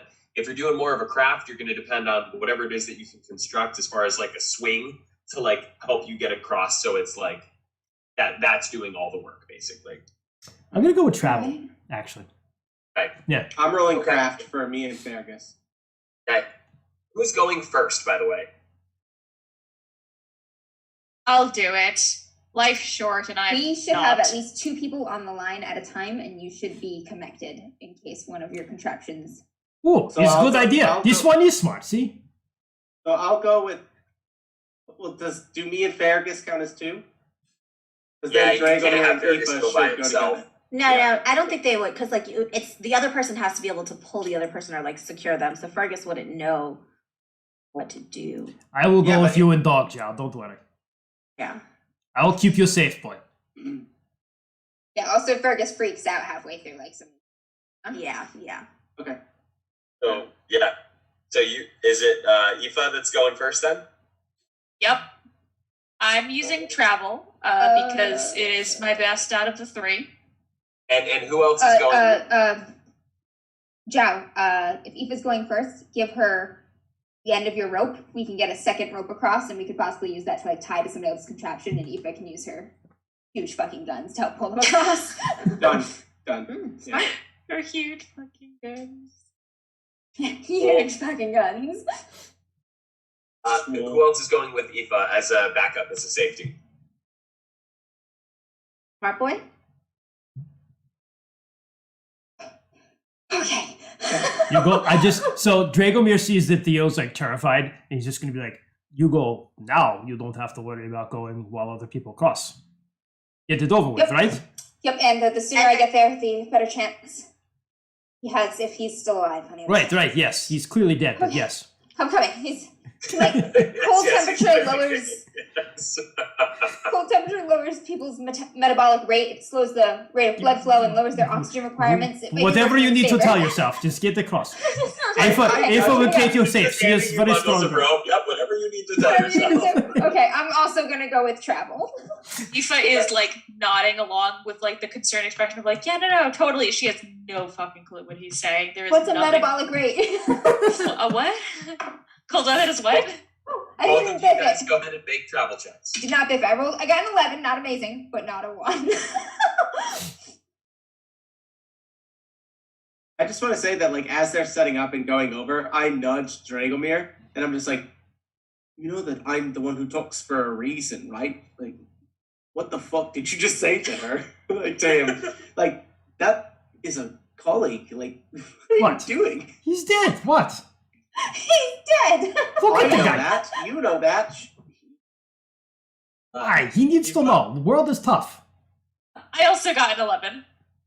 You guys High both five. We struggle across together in 30 different foot ways. expanse. So you guys you're going across, and even with the pretty substantial weight of both of you on there, the cable is like taut. It looks like you would imagine that there was some way that they mechanically tightened this. Yeah, they cranked that with a winch or something. As both of you go on it, and it does bend just a little tiny bit, but like we're talking probably 400 pounds on it at one time. So you guys make your way across, and when you get about halfway down and you look down, you like kind of shit your pants a little bit. And then She you does keep not dropping. look down. Aoife refuses. Don't look down. You don't look down. Theo looks down. He looks down. There's nothing terrifying in this world that Theo will not look at. You're like trying to do I get that meme with the lady with all like the trigonometry and shit in there. You're trying to calculate like how fast you'd hit the earth. Like Yep, just math. He's like, oh, not good. Terminal velocity for sure. Red mist, definitely. Do make your way across, both of you. The whole time Okay. she's going across, Dragomir, me on the other side, is like, "Isn't she brave, girl? Look at her. She's a brave girl, right?" He's saying that to Charlie. She's so brave. She's Charlie, so good at Isn't everything. she brave and wonderful? Yeah, she's cool. Very brave, very strong, girl. Very brave, very strong. Do what you can to help them across with the rope, and I just run toward the body. Does this mean that Charlie's gonna have to go alone if Yeah. Dragomir's going with me and Fergus? I'll be I fine. think you and Fergus are gonna have to go by yourself now. That's what I Oh, thought. really? That's what I thought. Yeah. Because I thought the other person is to secure if one of them falls. Yeah, but Yeah, that's that's the whole what thing. the- Is I have a just dog. another anchor. Like it's me and him in it. Let's just Yeah, but I what we think could also, do is, like, I'm if you did confident the fall, cable it can would hold be more another weight. person Like that all of would us could be on it, and it wouldn't collapse. I don't think. yeah, So- and the other thing is, Yeah, you so, you like- got. Oh, sorry, Kat, go ahead. I was just all three of us could probably just go at the same. We could try that. Let's just do that. risk it for the biscuit, right? Right. It's I'm gonna take a getting sip. over I'm gonna there. take a sip of the special wineskin before I go though. So am I only rolling craft for Zhao's contraption for Fergus, or am I rolling craft twice, once for me and once for No, Fergus? just once for both of you is fine. Okay. While you guys are doing that and getting your shit squared away, ready to take the leap of faith, Theo, you run over to the body and Not rolling yet. look at it, and like I said, there's a lot of blood there. Like you probably go down to your knees or whatever, and it's not too long before you feel the the wetness seeping in. Part of it's probably the snow. It's also a little bit warm.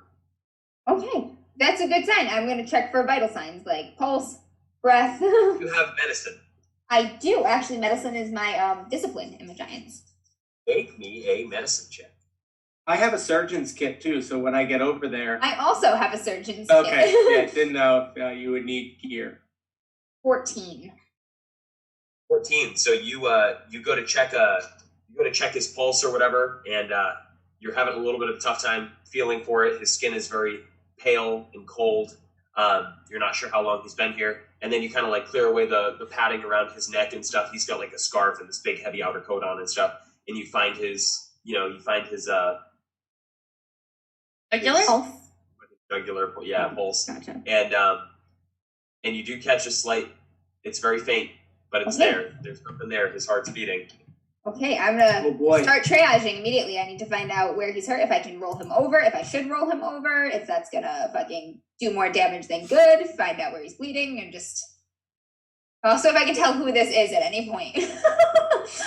We'll let you do that, and simultaneously while you're doing that, the other three are going to start getting across. So go ahead and make me your rolls, guys. Oh goodness, here goes. I'm doing travel. Same thing, travel. Oh, 10. Travel is fine. 19. I got an 8 for craft. 8 doesn't feel good. Get 8 screwed the does not pooch. feel good. Oh no. I'm just kidding. They're like... You literally screwed the pooch. 8, oh no. That means that we've lost all of our hopefully viewers. Jow is like in the middle Killed of the us. dog. Hopefully Jow is in the middle of That us. was like one of the worst rolls. I rolled a 3 on the D10. I rolled a 3 too. I got a 10. Oh my gosh, Yeah. they're stuck.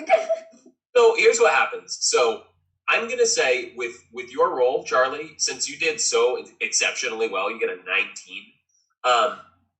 Really everything is going pretty smoothly, but then Fergus starts like freaking out. Like he's like, either the suspension system that is carrying him is not comfortable. It's like riding up on his groin or something. And he starts like yapping, and he starts like biting at the rope that's like holding him onto this cable, like not knowing what to do. And then you've got like Drago like smacking him, like trying to get him to stop like biting the rope. And eventually though, Zhao is able to like kind of like hold him so he's not like freaking out and like shaking the whole rope and stuff. And you are able to help push them all along and like get them to the other side safely. Just in time as Fergus like finishes chewing through the rope that was holding him on. Like fix it onto the landing face first, like Scorpion's a little bit, but he's fine. He's walking off. Yes, perfect. I look to Charlie for sure, and I say like, Oh gosh. you say the word, and whatever I have that you want is yours. Fergus means more to me than I like to admit, and yeah, thank you. Oh, that's so sweet. You love your dog. More- No problem more at all. than- That's what I'm here for, right? Yeah. I'm here to help you guys get across. I know what I'm Do doing. you have a surgeon's kit because you have some proficiency in a medicine-related skill? No, I simply have a surgeon's kit because it's a necessity for these two idiots that I live with. Hey. I was gonna say, I've don't seen you people have- Yeah, have I seen I you don't know provide how medical it's- care in the past 2 weeks? Probably. I mean, like if Aoife or Oh, yeah. You know a little bit, yeah, Dragomir okay. could, I've Definitely definitely got stitched them wrecked up. on something. He's gonna yell for Jow, like, Jow, I can use an assistance. He's alive. I'll run over. Oh shit, he's alive. Would it be possible for me Oh to shit, well fuck me. Fuck me. That's exactly. Fuck me. He's alive. try? Now you're getting more Italian. Well fuck with me. Ah, hey. It's not enough. It's a Luigi. Two hands. Hey.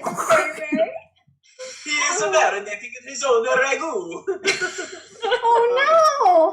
Oh So Troy, I have a question because medicine is, I believe it's a discipline under Multiple Magience, things, right? yes. Yeah, So, science. I have erudition. Magience Would it and be ethics. anything I potentially read about because I've had to know how to stitch and stuff like that, or is that not in erudition?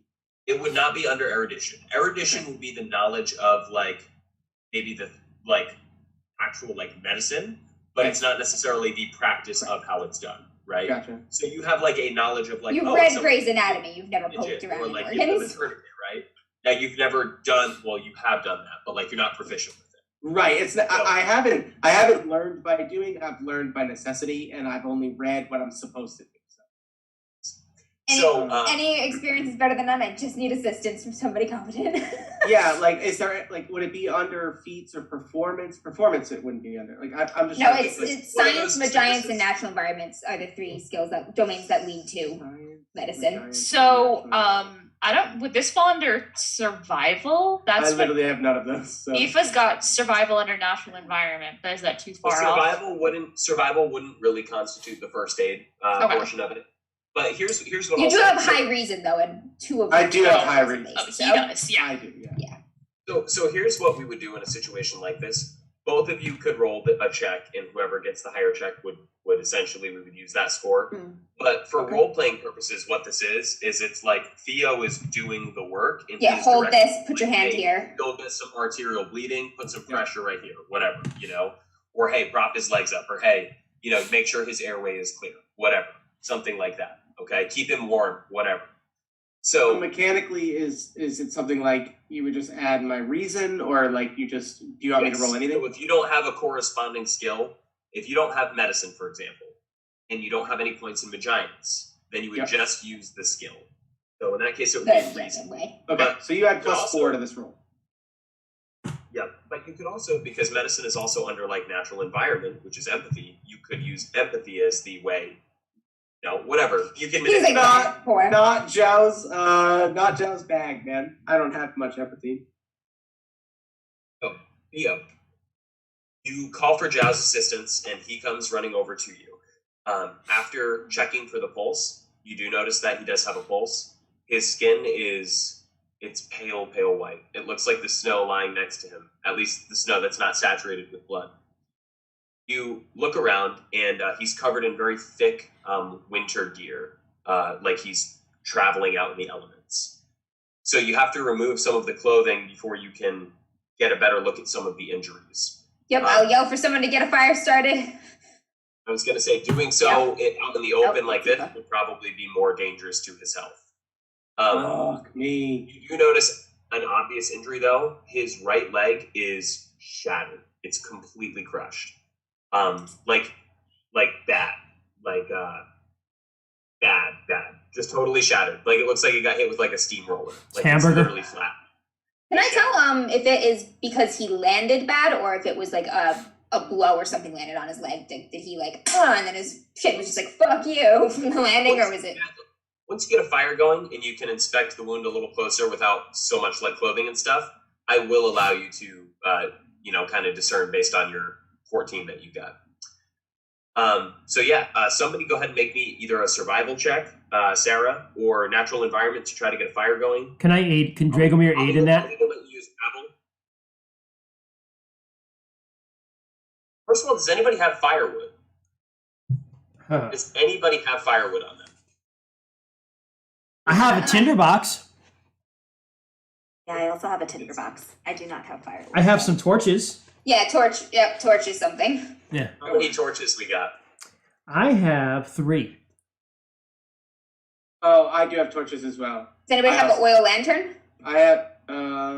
I did not take a lantern. I did take 3 torches though. We can get a tent set up, keep the flap open, keep the torch partway through so it vents, and then the tent will trap some of the heat. Yeah.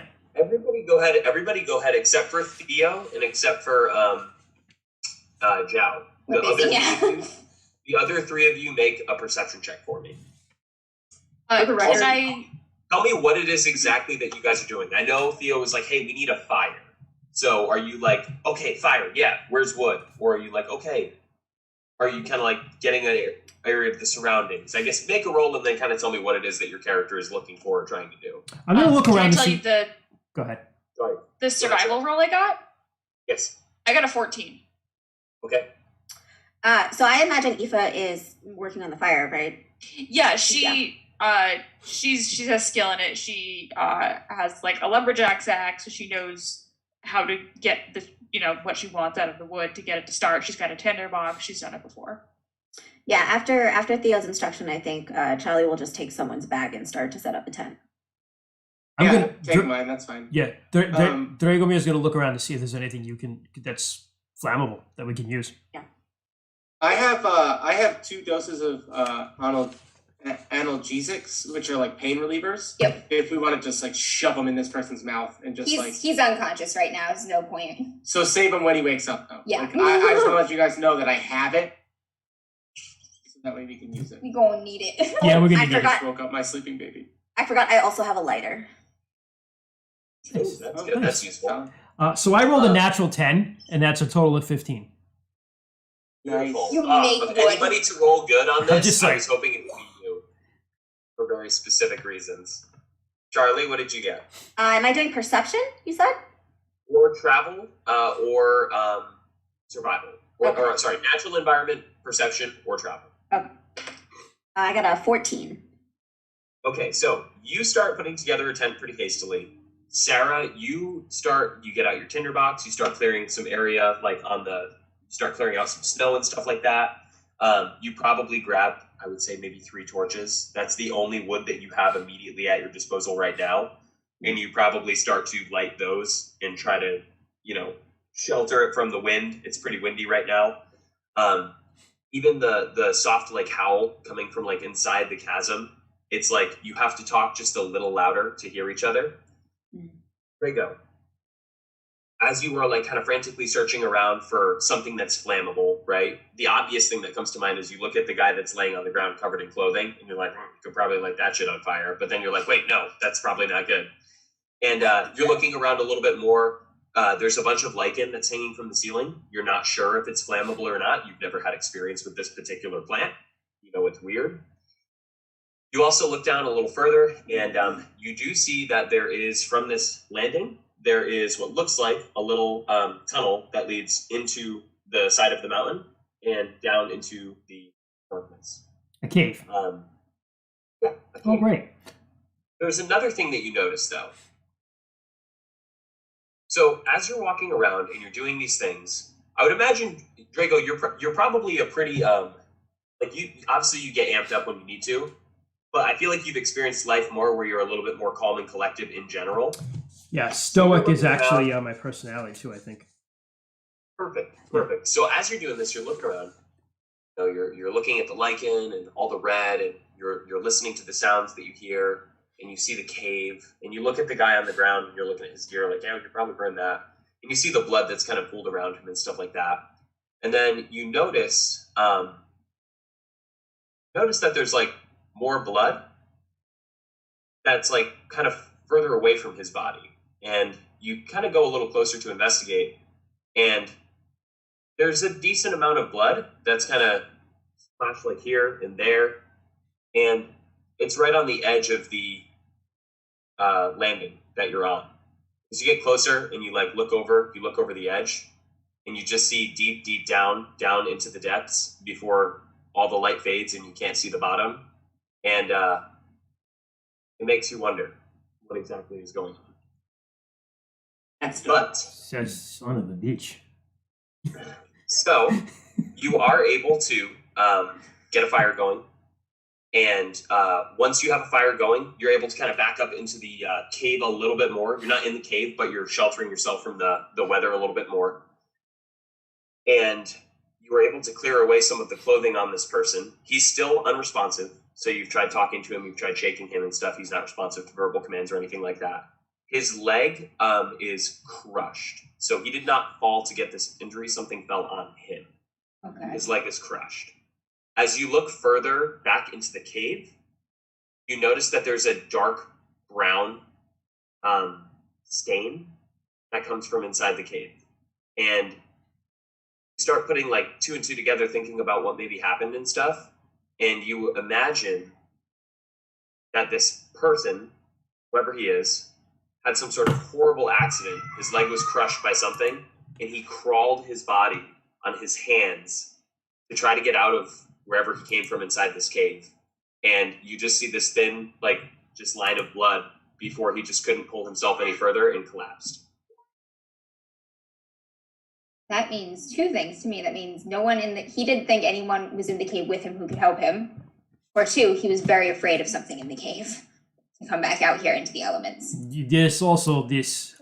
I'll show them the blood that leads over. Is this the someone edge. I know? Is this Mason or anyone? You do not recognize. It's a great question. Yeah. But the gear that he has on, he has climbing gear. He has a pickaxe. He has tons of different ropes and cables and pythons and stuff like that. So he could perhaps be somebody that you're looking for. He might be the explorer of the group. This man is going to die with these injuries. I'm getting a tonic ready. You also notice that he is missing several of his toes and fingers, which is a very peculiar fact about Duncan McCloud. someone that you're looking for. So that's kind of a giveaway. Duncan. Yeah. Duncan I'm getting got one of my dunked tonics on, out. son. I've only got 3 and I'm about to have 2. As you get your tonic out, and you, well, first of all, make a roll because you do need a roll to administer a tonic. Yes. As you're doing this, Drago, who do you kind of point out the observation that you made to? I'm gonna point it out to Charlie Wow. and Zhao and Zhao because they're probably together. And I don't Oh know. no, I meant Ethan. Like, I'm surprised you didn't pick. Well, Ethan. I figure She's like the favorite. Charlie is like the guide here, right? So Yeah. I got a 16. I warned Zhao. I say he's probably going to regain consciousness very fast. He's going to be very confused and he's going to be in a lot of pain. Hold him. I'm ready with my painkillers. Let's get some of those on there before I administer this. Maybe that will help a bit. Are they Sure, topical like or is it like? gauze around them. So you notice that he has a crushing injury on his leg that is bad. He has various cuts and abrasions and stuff everywhere. How far do you strip him down? I mean, I don't want him to. Now that I've decided that this injury is too severe, like even if I got him stable, like we can't get him out of this chasm like this. He's gonna die in travel. Like this is not something he can survive in this situation for a long time. So I am going to. I'm not really gonna strip him down any further. I'm just gonna give him the tonic. Does anybody have anything we can use to? I will warn Zhao to hold him. Yeah. Does anybody have anything we can use as like a I don't think splint is the word I'll I'm looking straighten for. his leg as much as I can. Yeah, and like some of the tie it bone to might a use, long, so, straight, before. object. I mean, we can use one of my tent poles. I'll rough it, but I mean, like, I'd rather not because. You can make a craft check if nobody has any sort of splints, and you can splint not for the purpose of walking, obviously, but for the purpose of it not causing him immense pain. Yeah, just try to hold his legs straight. The tonic can fuse bone. Do you want me to roll that now, or just wait and just focus on the painkiller? As you guys are discussing this, Charlie, Zhao calls you over towards the edge of the cliff, and you see him standing against the white and red backdrop on the edge of disaster, and he kind of points something out to you in the snow. Zhao or Dragomir? Dragomir, yeah. No. Something else. Keep saying Zhao. That's right. Okay, Zhao is over here with me. Do not confuse me with that one. So something Oh, gosh. something else went over the edge here. Or someone else. Over the edge? Look at blood. Goes over There's the edge. the blood spots. Can I tell how, can I follow the trail or can I tell how long? Once he points it out to you, Yeah. it checks out. You're like, yeah, it actually looks like something perhaps might have fallen over the edge. You're not entirely sure, but there is a little bit of blood here and there. I mean, it's not copious amounts. Where does the other end of the blood trail lead to? So there's like spots of blood from where this guy is Uh-huh. to the edge of the cliff. Gotcha. And the trail ends there. So someone was near him or with him, bleeding, and either jumped or fell off the cliff. Climbed down or climbed. Or tried to climb down, right? Yeah. But it's pretty steep, right? Very deep. You can't see the bottom. Yeah. Is it steep too? Like, is it climbable without gear? Sheer drop. So nobody. I mean, you could rappel down, but you wouldn't. Again, it's more than a vertical. Yeah, and there would still be gear here if they repelled because they would have left their at least Right, pythons there or would be something. ropes. Yeah, right. So- I mean, something to ask if they do manage to get him awake. Yeah, I don't. The interesting thing is now, can I take a tracking would be what, like travel or natural world? Can I just take Gravel. a look? Can I just take a look around and see, look at the ground to see if there was a scuffle or something around them? All right. Sure. Yeah. Are we also able to see from like the fresh snow and the blood trail, like how long ago this was? So the I know the. Still, Go ahead. Sorry. the blood was still a little bit warm, but I think more of that had to do with the fact that it was the heavy clothing that was saturated and it was underneath him, so it was protected from the cold environment. He could have been here he was covered with a layer of snow, so since it started snowing in the morning at least, he's been here at least since you woke up in the morning, perhaps the night before maybe, somewhere in that ballpark. Okay. I got a 15. You look around and you start to try to use your tracking abilities and stuff like that, and you're kind of, the ground is covered with a uniform layer of snow, and you start brushing aside some of the snow, seeing if you can see anything else to indicate what was going on, and it's just hard stone beneath you. Okay. No footprints or anything. There's nothing that could have made an indentation for footprints or a struggle, but you just get this terribly, terribly uneasy feeling. You're not like, you think you would feel much more at ease if the man that you found was dead. Everything would feel righter in the world. Right. This, if this is the people from the expedition, like they left weeks, maybe even months ago. Like this is definitely them on the way out. They only just got here. If this person's only been injured for a day. Or this is them like leaving. Oh, fair point. He like fell back. Yeah. You administer the tonic, and you're ready for. Sorry, go ahead. I rolled a craft check. I got a 14, and right before Theo puts on the tonic, I go, hold on. I'm sure we don't want this man waking up and being able to try and use his leg. So give me a moment, and I like run over and I find something that we can use, and I just kind of like straighten his leg, and I just wrap it tight. So like, just a bedroll, wrap the bedroll around his leg, and I'm just sleeping like, bag, soft splint. Yes, all right. Now Step it on there. Yes. All right, get ready to hold him. He might wake up swinging. Yeah. Okay, I will inject the tonic. I got a 16. Perfect. The tonic works. Go ahead and roll me a d10. Roll the 5. In the middle. You inject the incredible, wondrous liquid via your syringe into this man's probably, arm, chest, somewhere where you can get a vein. And you're expecting a violent reaction from him. And a moment goes by, and still silent. You recheck his pulse to make sure everything is okay. You're like, did I stick him right? Is everything okay? And you feel the pulse quickening a little bit. It's getting a little bit stronger. And after another minute goes by, another minute or so, you just see his eyes start to crack open, and he just goes, ugh, and he just lets out this just moan of agony. Yep. Easy there. Open his eyes, and he's just kind of in this like dazed state a little bit. Okay. Semi-conscious. Okay, I'll have Joe keep holding his shoulders, and I'll just talk to him soothingly, like, easy, I gave him you're the still with painkillers, us. right? What did you say? His painkillers are. I gave him those painkillers. They're in full effect. You wrapped the gauze around his leg and covered them in that analgesic. All right, I'm getting rid of those from my inventory. Just wanted to It's okay. We put Oragel on your leg. It's fine. It's icy hot. Right. Icy hot.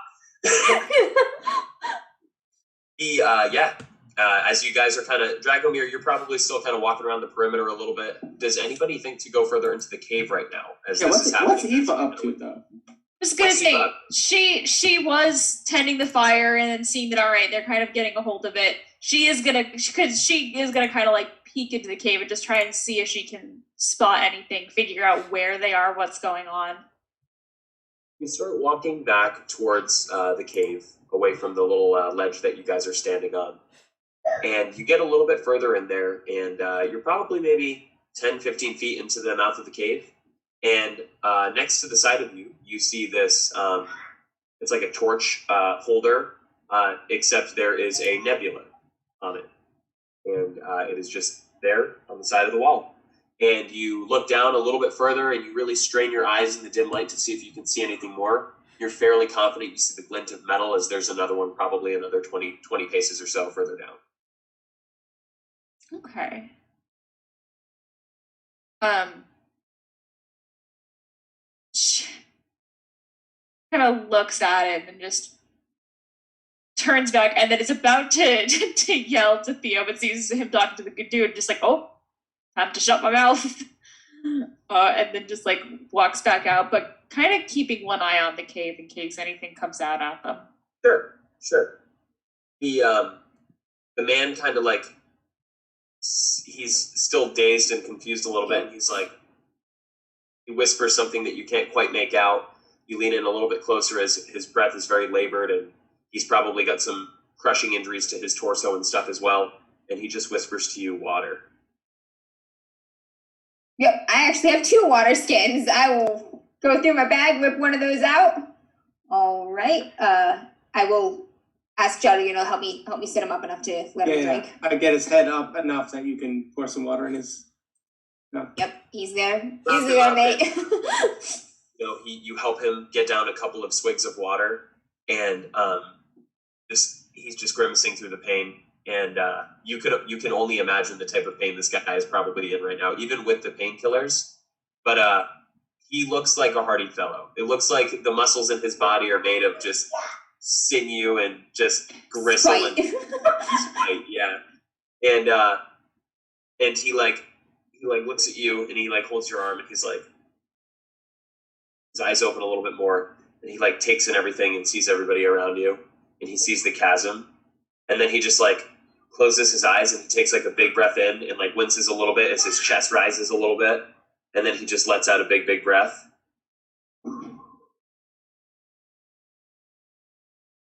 And he just takes a few moments and just breathes, and he's just holding your hand tightly. Hold his hand too. I'll just be silent and present with him. We know his name, right? Completely locked in. We got dossiers on these people?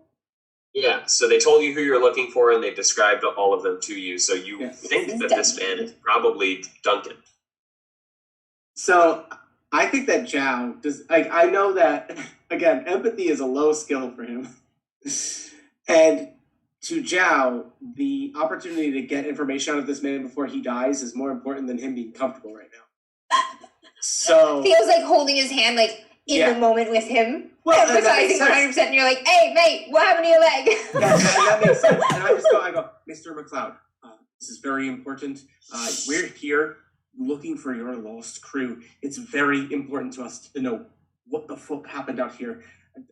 Jack, let him process. And I just look at Theo, and I'm just like, if he can tell us literally anything right now, it's not more going important. to drop dead in the next 30 seconds. His eyes open wide, and he kind of he turns his head and looks around a little bit, and when he does that, you just see this thick just gash along the side of his head, and there's just blood and other shit going. You don't even know. You think you see a portion of his skull maybe exposed, and he looks at you and he says, he's like, the others. He's like, they're in danger. They're hurt. He's like, they're inside the cave. Right. You're hurt too. Let's take care of you, and then we'll go after the others. He looks at you and he pulls you. He looks at you and he pulls you closely to him with strength that you're surprised he still has left in his body. And he's like, forget about me. He's like, they might not have time. Shit. Oh shit. Yeah. These are exactly the kind of ethical dilemmas that Theo's bad at. He's like, oh no, it's happening again. Prioritizing human life. Human lives have value. Zhao grabs Theo, and he's just like, all right, we need to make a decision. I'm going to see my sister. Stay with him. I'll be back and let you know what we're doing. And I get up, and Zhao gets out of the tent and leaves Theo with Duncan McLeod, and just kind of walks over to Dragomir, Charlie, and Aoife, and just, I'll wait and let you explain what they're up to while I come over, but just in case. But I had, while that was going on, Dragomir had just pointed out the blood and what he found to Aoife, and told her to be extra on watch. Yeah, right. Aoife's just coming out of the cave and kind of keeping her eyes out. Right. Yeah, when Zhao walks in, he just kind of looks around. He's getting used to the lighting in the cave. He finds everybody and he just goes, That man's fucked. No shit. That man's not gonna make it. It's Theo's in there trying. Seen this kind of thing. That man's. Everybody's just convinced he's dead. They're all just like, fuck him, he's Fuck dead. him. He's gonna be the only one who survives. The problem is, it's not even that like his injuries are that bad. It's that there's no way he's gonna be able to physically move a 2-week journey. So it's one of those things where Zhao walks in and he says, he told us that the rest of the crew, they're in terrible danger. And we have things to figure out here. We need to find anyone who we can bring back for information, for coin, for our payment. That man, seasoned adventurer, was bound to catch up with him at some point. And at that, he kind of like looks at Charlie, almost apologetically for saying something like that. But then he looks to Aoife and Dragomir and just goes like, "What have you found in here? What's going on? Do we have anything?" There was another one here. Look, and I'll show him the blood that went over the edge. Yeah, he said that they're in the cave. There's torch holders in the cave with like a little symbol on them. I wanted to ask the year, but no, wasn't at the time. They've got like a little nebula on them. Like, like a torch holder. It's like stuck to the wall. But it's got a nebula sitting in it. Yeah. So you guys might not know what a nebula is. It's like an electric light. It's an electric lantern. Oh, okay. It's a lantern. Okay. Okay. I thought it was a symbol. Yeah. All right. Yeah. So they're like mind lights, right? Like basically. Yeah, exactly. But they're just like they're just like electric. So then let ones. me readjust my statement here. They've got them fancy Magience lights in them. The nice ones, like going down a bit of ways every like 10 or 15 feet or so. So they must have been going obviously into the cave to look for whatever it was they were looking for. And whatever it was, they had Found those them. lights like stuck there, so they're probably going in and out a bunch, or were trying to anyways. Right. Zhao looks at Dragomir and just is like, "I have to take a job with the fucking Magientist and shit." Listen, if you hadn't got us in trouble in the last town, we could have stayed. What's wrong with the Magientist? Nothing. Great people. Nothing's wrong with Magientists. It's simply that I have a checkered history with them, if you will. Particularly made some poor decisions in my life. Part of being an orphan, I guess. But regardless. Aoife just looks at Charlie and just goes, "He stole from the Magience Guild and is a frickin' dumbass for doing so." Hey. What the fuck? What the Aoife. fuck? I like her. Aoife. He's not gonna tattle on us. You don't know that. I like As her this- too. Really quick, guys, as you guys are having this banter, Theo, you're still with Duncan, and he's still kind of holding on to you, and you can tell, his heart rate has quickened, and he's obviously got some worry on his face and stuff like that. And he's trying. It looks like he's not here right now. He's in a faraway place. His mind is somewhere else. And he looks at you and he says, he's like, "I can't leave my crew on the mountainside again." He's like, "I swore I'd never do it." We're not leaving anyone. He looks at you and he's like, "Not sure I've got much time left in me."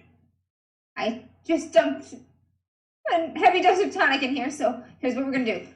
My team and I, we were sent to find you. We're gonna get you all out. We're gonna go into the cave, and we're gonna find the others. But I need to at least get pressure on all of your injuries, and we're gonna put you up in the tent, and you're gonna stay there, and you're gonna keep warm, and we will be back for you. He looks at you and he goes, "Will you stay here with me?" Yeah. I mean, for as long as I can. Do you think the rest of the crew's hurt? He's like, "I know they're hurt." He's like, Do you know how deep they are in the cave? he takes a moment and he's slow to respond to you, probably because of the head trauma and the severe loss of blood. But he says, we were harvesting flux, and I made trips back and forth. They were working inside the cave quite a ways. It was probably a 4 or 5 hour trip each way. He's like, I'd come by every couple of days to give them supplies and come back up. And he says, I was down there and I was enjoying a meal with them. They hadn't seen the sunlight in quite some time. And there was an explosion. There was a collapse. And he's like, crushed me leg. And he's like, says, Mason's beyond the wall. He was alive when I crawled to try to find help. but he's trapped as well. Do you I'm know afraid, if he's hurt, or is he just on the other side of the barrier? Could you tell? He's like, yeah, Mason's hurt. And he looks at you and he says, that other one, Sarabas, he didn't make it. Okay. He said, yeah. And that's all he says about the folks that were there. What about Evelyn? Have you seen Evelyn? He kind of pauses for a moment when you ask him that. And he looks again like he's maybe somewhere else, like he's trying really hard to think of something and the words are escaping him. And he says, Evelyn was, and he's trying to like scratch, he like tries to like move his arm and like scratch his head a little, and then he's like realizes that that's a painful effort and says, Yep, don't touch that. Like, Evelyn found me. She said she was leaving to get help. I just started crawling, anticipating she might not come back. He's like, she's not the type of gal that can climb the side of a mountain. Okay, maybe she doubled back. Okay, let me, a little help. Let me finish wrapping this, and I'm gonna finish wrapping everything the best I can. Pressure, first aid, and then we need to get him set up in the tent, like in the mouth of the cave, maybe more sheltered from the wind. As you're doing that, as you're sheltering him, as you're kind of clothing him and wrapping him and stuff like that, he looks at you and he says, to die alone is the worst death. He says, fortunately, I've left men in that position before. And he's like, but thank you for staying, as long as you can anyways. And he kind of closes his eyes and puts his head back and dozes off. Do I think this man is gonna die? How long do I think we could leave him at a time before he needs someone to tend to him, basically? No, he's in a pretty precarious spot. There's a lot of things about his injury that are difficult. That, like, one thing I'm thinking of, like, in real life is if you have a serious crushing injury like that, like, you'll die of organ failure because your kidneys cannot process all of the broken tissue. So, like, even if his immediate bleeding and trauma is, like, okay. That usually happens when the weight is lifted, though. It takes a little time, but yeah, potentially, right? I mean, the guy's in good shape. He's a little older, but he's in, great condition, and he's obviously survived frostbite and shit before. He's lost toes and fingers and stuff, so he's a hardy dude. He's trying hard to hold on. You're not sure. It could go either way. So, I mean, 12 hours, right? You said it's like a 4-hour trip down to the caves and back. he Like said it's 4 like hours. a 4 or 5 hour trip each way to get to where they Right. were working. So like 12 hours, like before we tend to him again, you think he's... I don't know. I think Theo would be the best person to make that educated guess, and right now you'd be guessing at best. You're not sure. Oh my god, he doesn't want to leave this man alone, but Mason is also in there. Oh god. You can rendezvous with the rest of the crew now and let them know what you heard and what you discussed. And Yeah. I promise, just to let you guys know as a heads up, we probably will be wrapping up in the next 10, 15 minutes-ish for this session. There's a good spot I'd like to get to, and then we'll Sure. kind of go from there. Basically descend into the cave and then... They're never seen again. Duncan's hurt pretty bad, but he said that the crew is they're extracting flux down in there about 4 or 5 hours from the mouth of the cave. There was an explosion. Flux is very volatile and probably caught. And it collapsed a good portion of the cave. He was hurt. Mason's on the other side of the barrier. He was hurt as well. Evelyn was with him. She left to get help. He hasn't seen her. I'll since just he lost consciousness. when she says Evelyn left to get help, I'm just gonna look at Aoife and Charlie, like, kind of look back at the edge of the cliff. Yeah, we Sarabas is dead. we found a blood trail leading off a different spot on the cliff. Away from someone or something went over the edge. But Are you there's sure she didn't just go up to the edge, realize she couldn't climb it, and go back into the cave? I don't know, leader. Evelyn's smart. I don't think she would. You don't know either with your track roll. I mean, I've Okay. never met Evelyn, but Evelyn Wait, went really? to college. I don't think she would try to climb a sheer cliff and. You're not sure. Yeah. If you were in a situation like that, you would not try to climb. You'd Right. probably try to get across the cord, the rope. Yeah. climb up from the other side and try to get help somewhere? You're not sure. You're quite a ways away from civilization, so. Yeah. Wait, with his 14 though, he didn't see kind of more blood leading away, or I did roll a natural 10 too on that. Yeah. So what happened was he saw blood, and he saw the blood, splattered between where Mason was, or not Mason, sorry, where Duncan was, and like the edge of the cliff. yeah. But he didn't see any signs of like disturbance or anything. Not because he didn't roll good enough, because it would be literally impossible to. Like, Gotcha. It's just it's hard stone. That's Yeah. right, Okay. that's Okay. right. I would think that there's a good chance Evelyn went back inside to see if she could dig Mason out once she realized she couldn't. We've been Across. with each other for 2 weeks now. Mason is obviously very important to Inceptor Theo. Has that caught on? He probably hasn't told us any of that, but like, have we figured that out or? Yeah, he would have volunteered at least that Mason is a friend. Okay. So he volunteered for the. So we go deeper in cave then. And you're a little bit scared too, Theo, about again that worry that you had the night before when you were making camp. You're anxious to hear that he could still be alive, but you're terrified as to the alternative. What if you get there and he's not? What if you were too late? Or I'm what also if thinking a step further that if we all die trying to rescue him, who's going to take care of his daughter? Yeah. So there's a lot going on there. Miss Mason Miss Mason is a good friend of yours then, yes? Yeah, he is. He's a good guy. He has a young daughter at home. She's sick. Okay. We will go in cave then. I know what it's like to we need to go and find for you. You would not want to live with not knowing that you could have done everything. Believe me, I know that. Yeah. Zhao, I hate to ask, but would you mind leaving Fergus with Duncan? He's lost a lot of blood. They could cuddle for warmth. It could make a big difference.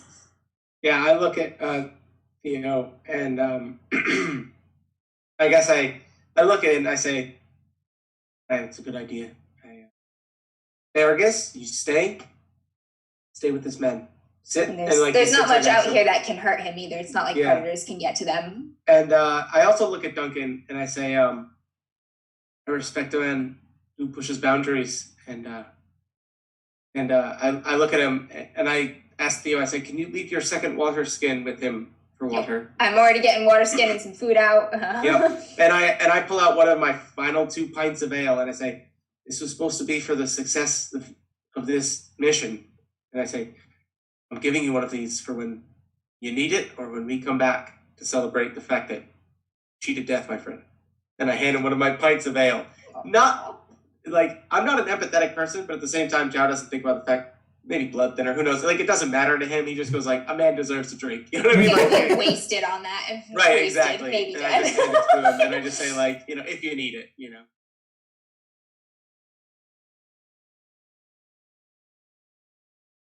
Right, so you guys are kind of deciding what exactly to do to go into the cave. It sounds like y'all have decided to go into the cave. Yeah. You want to leave, I think we set up Fergus? Duncan. I'm gonna leave. With Yep, Duncan. get Duncan as comfortable as we can get him in the tent, sheltered from the wind, like in the mouth of the cave at least. So, something happens a little strange. So you're getting him all set up. You've got your water skin and stuff like that. You're trying to make him as comfortable as possible out of the elements. He's got the fire going, and he's kind of, he keeps like opening his eyes for a little bit, looking around, and then looks at you guys, stares at you a little bit, and then he'll close his eyes again. He kind of keeps doing that and whatnot. And when you bring Fergus in into the tent with him, you're like, Fergus, you stay here, boy. Like Fergus like growls, like he looks at the guy like and kind of starts to growl, and then like seems like he wants to follow you. I mean, Fergus is close with you, right? So he kind of always wants to follow you, but Yeah. yeah. He kind of the fur on his neck raises a little bit. He kind of growls at the guy, and I also don't want this dog to maul this man to death. That would be terrible. Fergus is not going to bite him, I promise. Fergus is a good guard dog. He's just also a good judgment. He's just a good judge of character. Can I make a relation check to just kind of vibe check this guy? sure, Vibe check this man. Can I make a vibe check? yeah, make a relation check. That's fine. I just got a. This is a lot. 7 on the die, plus 3, plus 2, plus another 2. So what's that? 14. Yeah. Yeah, I mean, Yes. how long have you had Fergus for? I think I've had Fergus for probably a good couple years. Like, picked him up as a street dog when someone else was probably like Sure. leaving him to die, and just took him. I would imagine Fergus does a pretty good job of protecting you. He's a guard dog, and a guard dog is supposed to like be able to kind of sense when there's danger. Yeah. He's also probably not a very lovey dog in general. Like he probably doesn't just walk up to people and love on them. You know what I mean? Correct. But yeah, he's kind of growling and doesn't want to get like closer to him. And Duncan kind of opens up his eyes and kind of sees what's going on. He's like, hey, yeah, I'm an asshole. Furry animals don't love me. And he kind of like says that dismissively. He's like, you don't have to leave the dog here if you're not comfortable. The dog just kind of like lets out a low growl again. Well, I can't take the dog down a sheer cliff, down the cave mouth, and I think that it's not like this man's going to kill my dog in the state that he's in. So I'm confident Fergus can defend himself if things got to that point. Yeah. And Also, if we all get trapped and died, like the dog has plenty of food. He's gonna last longer than us. I look at Fergus and I get down on my knees and I pet him and I say, "All right, boy. Here's the thing. This man, whether he's a good man or he's a bad man, is in no condition to do anything anymore. And what we need to do is go find the other people he was with, so Daddy can get paid, and we can get a place where you never have to worry about meeting terrible men again." And yeah, I'm gonna say that you do a good job of kind of putting the dog at ease, but there's a hot second there where you're leaning down in front of him and he's looking through you and he's growling, like looking through you, growling at this man. wow. And, but you're able to kind of get him to wag his tail and kind of he'll walk on over to like a corner and kind of lay down and just stare at him. Yeah, I think even then, like even though Theo said like stay with him and cuddle for warmth, I tell Fergus, mouth the cave basically, and like he knows better. Like if anything comes, he'll bark, and we'll probably hear him from down at the bottom of like that chasm. But maybe, who knows? That's the hope. Not that we'll make it back up in time, but. What kind of supplies did Duncan have on him anyway? Does he have more things to burn and stuff in his own supplies? Oh yeah, does he have like? I want to make sure this man does not have a weapon to stab my dog with. Oh. He's got like his climbing gear, like his pickaxe and stuff like that. And he's got like his he's got tons of rope and stuff like that. He has climbing gear. He has like a second set of boots, like spikes in his boots. He has a large pack that was kind of strewn to the side of him when you found him. Bedroll, like cook, like pots, pans, that kind of stuff. A little bit of like food left, water skin, but nothing like, he doesn't have any like swords or anything like that. Like, I mean, the only weapon he has is like his climbing axe. Does he have anything to burn? Oil, a lantern, anything like that in his pack? A lot of the stuff that was actually in his backpack was shattered. So there was various pieces of like glass and oil and shit that just shattered and seeped through his backpack.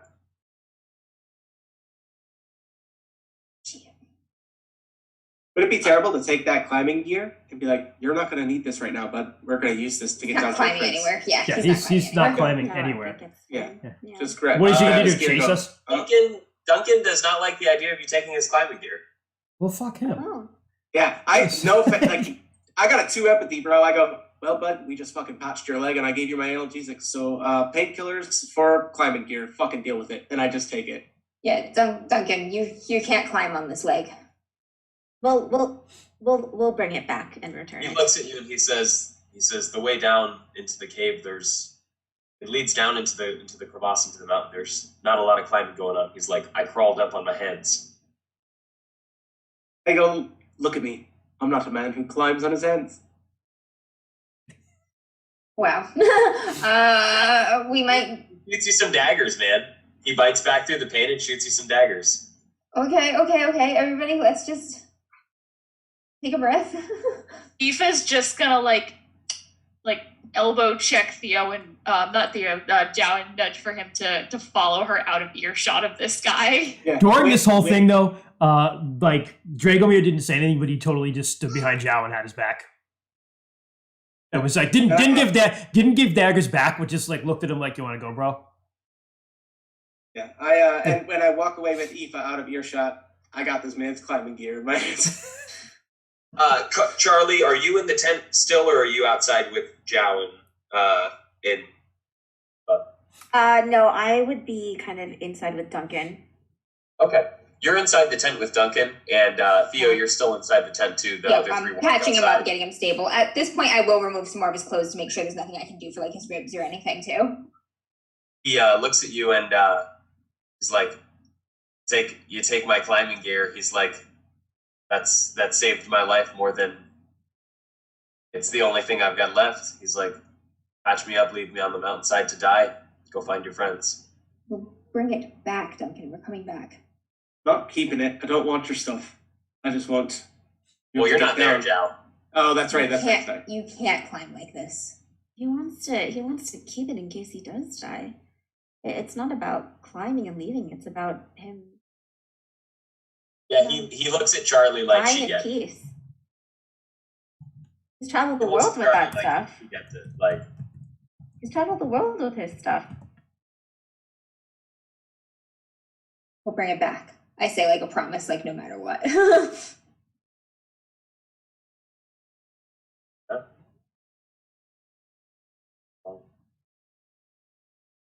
you start patching him up. And, I'm going to say, Charlie, are you? Is there anything else that you want to say inside the tent to Duncan, or anything else that you want to do inside the tent? Just kind of traveler to traveler. She kind of respects that he's traveled the world. Like, he's a well-known name, right? She's probably heard of him. She's probably read of him. Oh yeah. Yeah. Traveled many adventures. Hope you hold on strong and we can get back to you so you can travel again or find a final resting place comfortable than this. He sorry, one sec. No, it's okay. Small. Damn, Zhao. Damn. Listen. We need to get that pickaxe back for Duncan, man. This is not okay. Listen. Actually, wait, listen. I actually have a pickaxe within my gear. But it's climbing gear. It's not just pickaxe. No, but I have a pickaxe for like setting up camp and shit like that. Yeah. I have that and a little trowel. Joe just doesn't Like, want him to pickaxe murder his dog. Yeah, that's what it is basically, right? This is twofold. One, I'm Yeah. taking away anything he has to use against my dog. My dog has a bad feeling about him. My dog can protect him without giving this man any Your way dog to can hurt also him. run. Yeah, but he wouldn't because he's not going to go away from me. He's waiting for me to He can run return. towards you. He's not. He can't jump down a straight shot. He can go It's not into a the straight cave, shot, but we're we going need into a the dog cave. can outrun the pickaxe man should he decide to get pickaxe murdering. Like he's gonna bust his True. leg. So I thought the cave- we're not going down a cliff. We're going like deeper into a You're cave. just walking into the cave. Yeah. Yeah. Oh, It's I thought the down. cave had. I thought the cave No. had. No, your dog could get into the cave if he wants to. Oh, gotcha.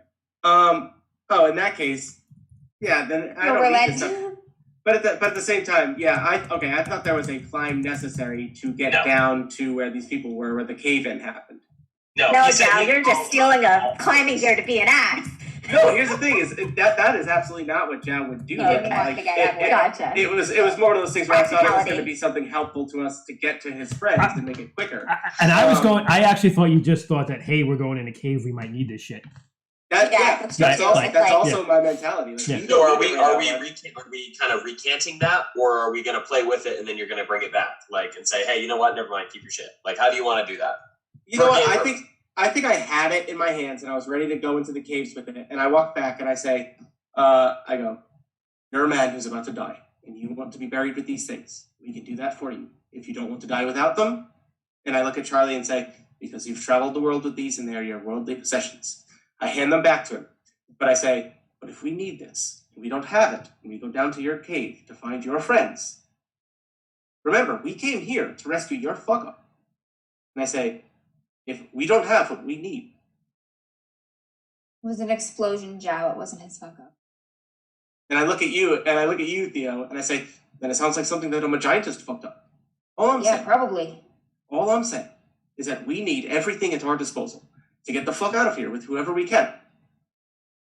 You need to be, he said, you see Zhao get very frustrated. And he just says, like, these are the kind of problems that are easily solved with the right tools. You just need to go in, prepare. And, like, I look at Duncan and I say, my dog's here to protect you. I don't know what he has against you, but here's the thing. Say, we're going down there. If we come up and you're dead, we'll bury you with your things. We go down there and we come back, and it was a pain in the ass for us to get down there without the things that you could have lent us. You're alive. I'm going to hold it against you for the rest of your life. He looks at you after you kind of get done scolding him and being frustrated. He looks at you and he says, young man, he's like, I've seen death many times and it wears many faces. He goes, I narrowly escaped my fair share. I'm not afraid of dying. And then he kind of like swallows hard and tears start kind of streaming down his face and he says, I'm afraid of dying alone. And he kind of just like turns his head and he turns his head away from the rest of you and he says, go, be quick, find your friends. Don't let me die alone. Do we have anything we can make it like a stretcher or a leader with? To like bring him down there with us if there's no climbs? Like now Theo's just like, fuck, I don't want to leave this guy to die alone. Like I can't do it. Yeah, we use the tent poles and like the tent canvas. We could take the two tent poles if we wanted to. Do, right? I feel like so this is a big part of your character. Like if you want to go and find Mason, like I could understand where that's coming from. If you are like morally compelled to stay here with this person, perhaps that's too painful, right? You've literally sucked the life out of children before that you were alone with. So like I don't know. But whatever you think Theo would do in this moment, I want you to be true to your character. And if it means staying here, like I'll work with that. If it means go with the rest of the group, no, he wants to find like solution C, which is like, can we bring him with us? Can we use the tent poles? Yeah, we could we could take two tent poles and the canvas and make a pitch in a tent. Yeah, if he said there's no climbs, like he can't himself, we should be able to. Yeah, you put them parallel to each other and you roll the shit together and you slap them on top of it. But now we're going down there with an invalid. He knows the way. He might also be the only person we end up saving. I don't know. I think we should bring him with us too. If this is the only man, I'll be able to provide medical attention as we go. If this is the only man we're going to end up saving, you think that we have a better chance of keeping this man alive, dragging him through a cave system on a makeshift stretcher, than leaving him here with things that will keep him alive for longer? You guys are fucking crazy. Let's get the fuck out of here and find those idiots that blew up the cave. The biggest risk of him dying is that he is too still, he's lost too much blood, and he gets too cold. That won't happen if we're with him. That's the most immediate chance of him dying right now. I was like, oh, fucking science. I said, like, you move this man, and he has an entirely different set of problems. The problems that'll take longer to kill him. I'm no Magientist. All I know is that there are, 4 other people down there? 3 other people down there? That potentially are still alive. He was confident that one of them was dead. Right, I'm gonna run this by. I'm gonna ask Duncan. I'm gonna get consent here. I'm like, Duncan, been thinking, come up with another option. We can try to take you with us. We can use the tent poles and the canvas, strap you to it tight. It's not gonna be comfortable. We can keep you warm though. He looks at you and he's like, kind of like bites his lip a little bit. You know how you're feeling right now. Do you think you can His handle it? eyes kind of go a little distant and stuff, and yeah. He looks at you and he says, I'll go with you. All right, one more adventure. Hopefully more after this, but at least one more. Many more, yeah. Yeah. So we're gonna go ahead and kind of start wrapping things up here. So there's one last thing that I wanted to do. So reluctantly, Zhao's not a big fan of this idea. He's pretty opposed to it. He thinks it'll kill Duncan. Theo brings up a good point. He thinks that perhaps they can transport Duncan and keep him warm.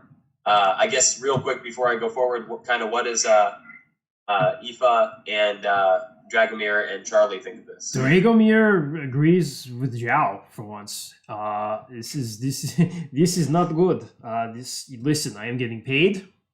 So I will do what you tell me to do, Science Boy. But this is pretty ridiculous. I understand he doesn't want to die alone. I respect that. I can respect bringing him for that reason, but will be much harder on all of us. I know that, but we can always stop farther in the cave. Dying on the cliffside or dying 2 hours in or putting him down 2 hours in that's 2 hours closer to us that we can get back. If we need to stop, we can stop and set up the tent inside. Okay. And leave him closer to where we could respond. Fine. I can't carry him. I have to be ready to defend you. So. Yep. Wonderful point. If we get That's jumped by right. anything, Me and Zhao will carry him. Zhao literally is walking away. He says, "We get jumped by anything down there. Anything unexpected happens. This man is nothing but a burden." Charlie, what do you think?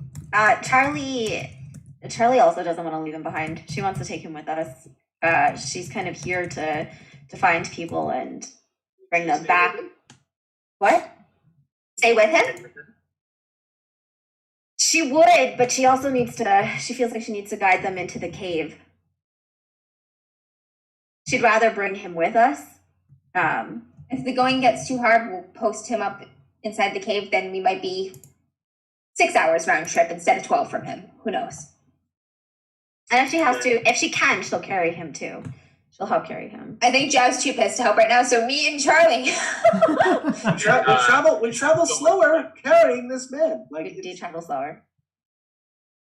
But I mean, she doesn't want to leave him behind. She doesn't want to leave him behind, and like they're here to save people. This is the only one that we can knowingly do something right now. Let me say, Rainey the player loves this moral quandary that is dividing this party. I love it. But you guys know how to Yeah. No. She'll do everything she can. I also just wanted to add I have extra belts to help strap him in. Oh, that's a good idea. Yeah. What an edge lord over here, buddy. I have 15 belts. I'm like every JRPG. Oh, ask her how many bars of soap she has. I've only got I read this 3 soap. belts. The soap is awesome. He's gonna die a very clean man, Duncan. Yeah. Yep. Let's wash you up. You're gonna smell good. What are your thoughts? Etha's just been watching this whole thing pretty much in silence. And when Zhao has said his piece and storms out like an impatient child, she looks down at the dog and goes, "Go get him, boy." And then after the dog goes after him, kind of looks back up towards Thea and goes, "This is a rescue mission. I'll carry him myself if I fucking got to."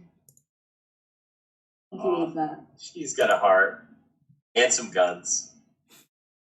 If it gets bad in there, I know we might have to put him down. I know. Try. It's better to keep him close. Place him on the ground, or Yeah, put him down and set a tent up somewhere inside the cave. So Dragomir heard that and completely misunderstands, and he's just like, he pats his sword and he's like, yes. I was like, finally, Science Boy makes sense. Exactly what I thought too. I mean, physically place him, not just fucking. You guys start to you're packing up the area that you made. You go ahead, you bandage him up as much as you can. You get ready to transport him. You improvise some sort of makeshift stretcher thing that 2 people can carry him with, kind of one on each end and stuff like that. And as you're packing up, whoever's at his head, probably the person Theo, the person that's giving him medical treatment, so you can monitor his respiration. It's probably Theo at his head, Eva at his feet. So you notice he kind of his eyes kind of wander. Okay, I'm almost done. Okay, bud? Okay, great. I'm almost done. Whatever you want, bud. Just not electronics. Perfect. The wall works. So he's just literally spraying shit with a squirt gun. I love it. So his eyes kind of drift over towards the cliff, the edge, a little bit, and then his he kind of his eyes wince just a little bit, and he moves his head back, and as you guys start walking and descending down into the cave, he kind of closes his eyes as you're carrying him, and he just Everything is very quiet. You just hear the echoes of the footsteps throughout the cave, and then he starts humming a very familiar tune to you.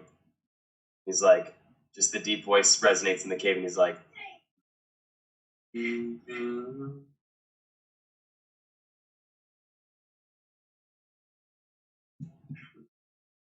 and he's just humming. He's humming that same song that Mason hummed in the cave, in the camp. Yeah, and he starts humming that as you're descending down into the cave, and like tiniest smile, like just so slight, just goes across his face as you guys descend down into the cave with him. That is where we will wrap up this session. Oh my god. Wow. Shit, guys, we're fucked. Yeah, we are. Oh, totally. This is an authentic Esteren experience. It Yep, has to you're be. absolutely right, Manny. This is like he's gonna just pop up afterwards and be like, haha, motherfuckers. I Yeah. legitimately think this man is a guide, and he just brings people to their. He's like the Donner Party guide. Yeah. I don't like. He's that. a fiend. I told He this probably is a human face fiend. mask. Probably The is. second that happens, say goodbye to all of I Eva's Amber, sanity. am deeply concerned with the fact that the dog did not like him. I'm Yes. like, animals, no Yes. Yeah, Yeah. no, animals So are feels good like, character. That's immediately why Zhao was done with him. He was like, all right, I'm fucking. Oh, real quick, Troy. Do I know of any tendency animals might have to like not like Magiency things? The smells of chemicals, the electric lights. Could it be the tonic scent that he didn't like? So yes, obviously, because the dog had an aversion to the refuse that he smelled, right? Yeah. But that's like a physiological reaction to a potent chemical odor. It's not like they're angry at it because it's evil. They're like, Yeah, he wouldn't growl at refuse. He would just not like it. Yeah. He's gonna growl at this man. I mean, Yeah, I've seen dogs growl at like blinds. Yeah. That is true. That's what you think they see. You don't know what they're looking at. No, Christian, Dun, let's dun, not dun. go there. No. Cool.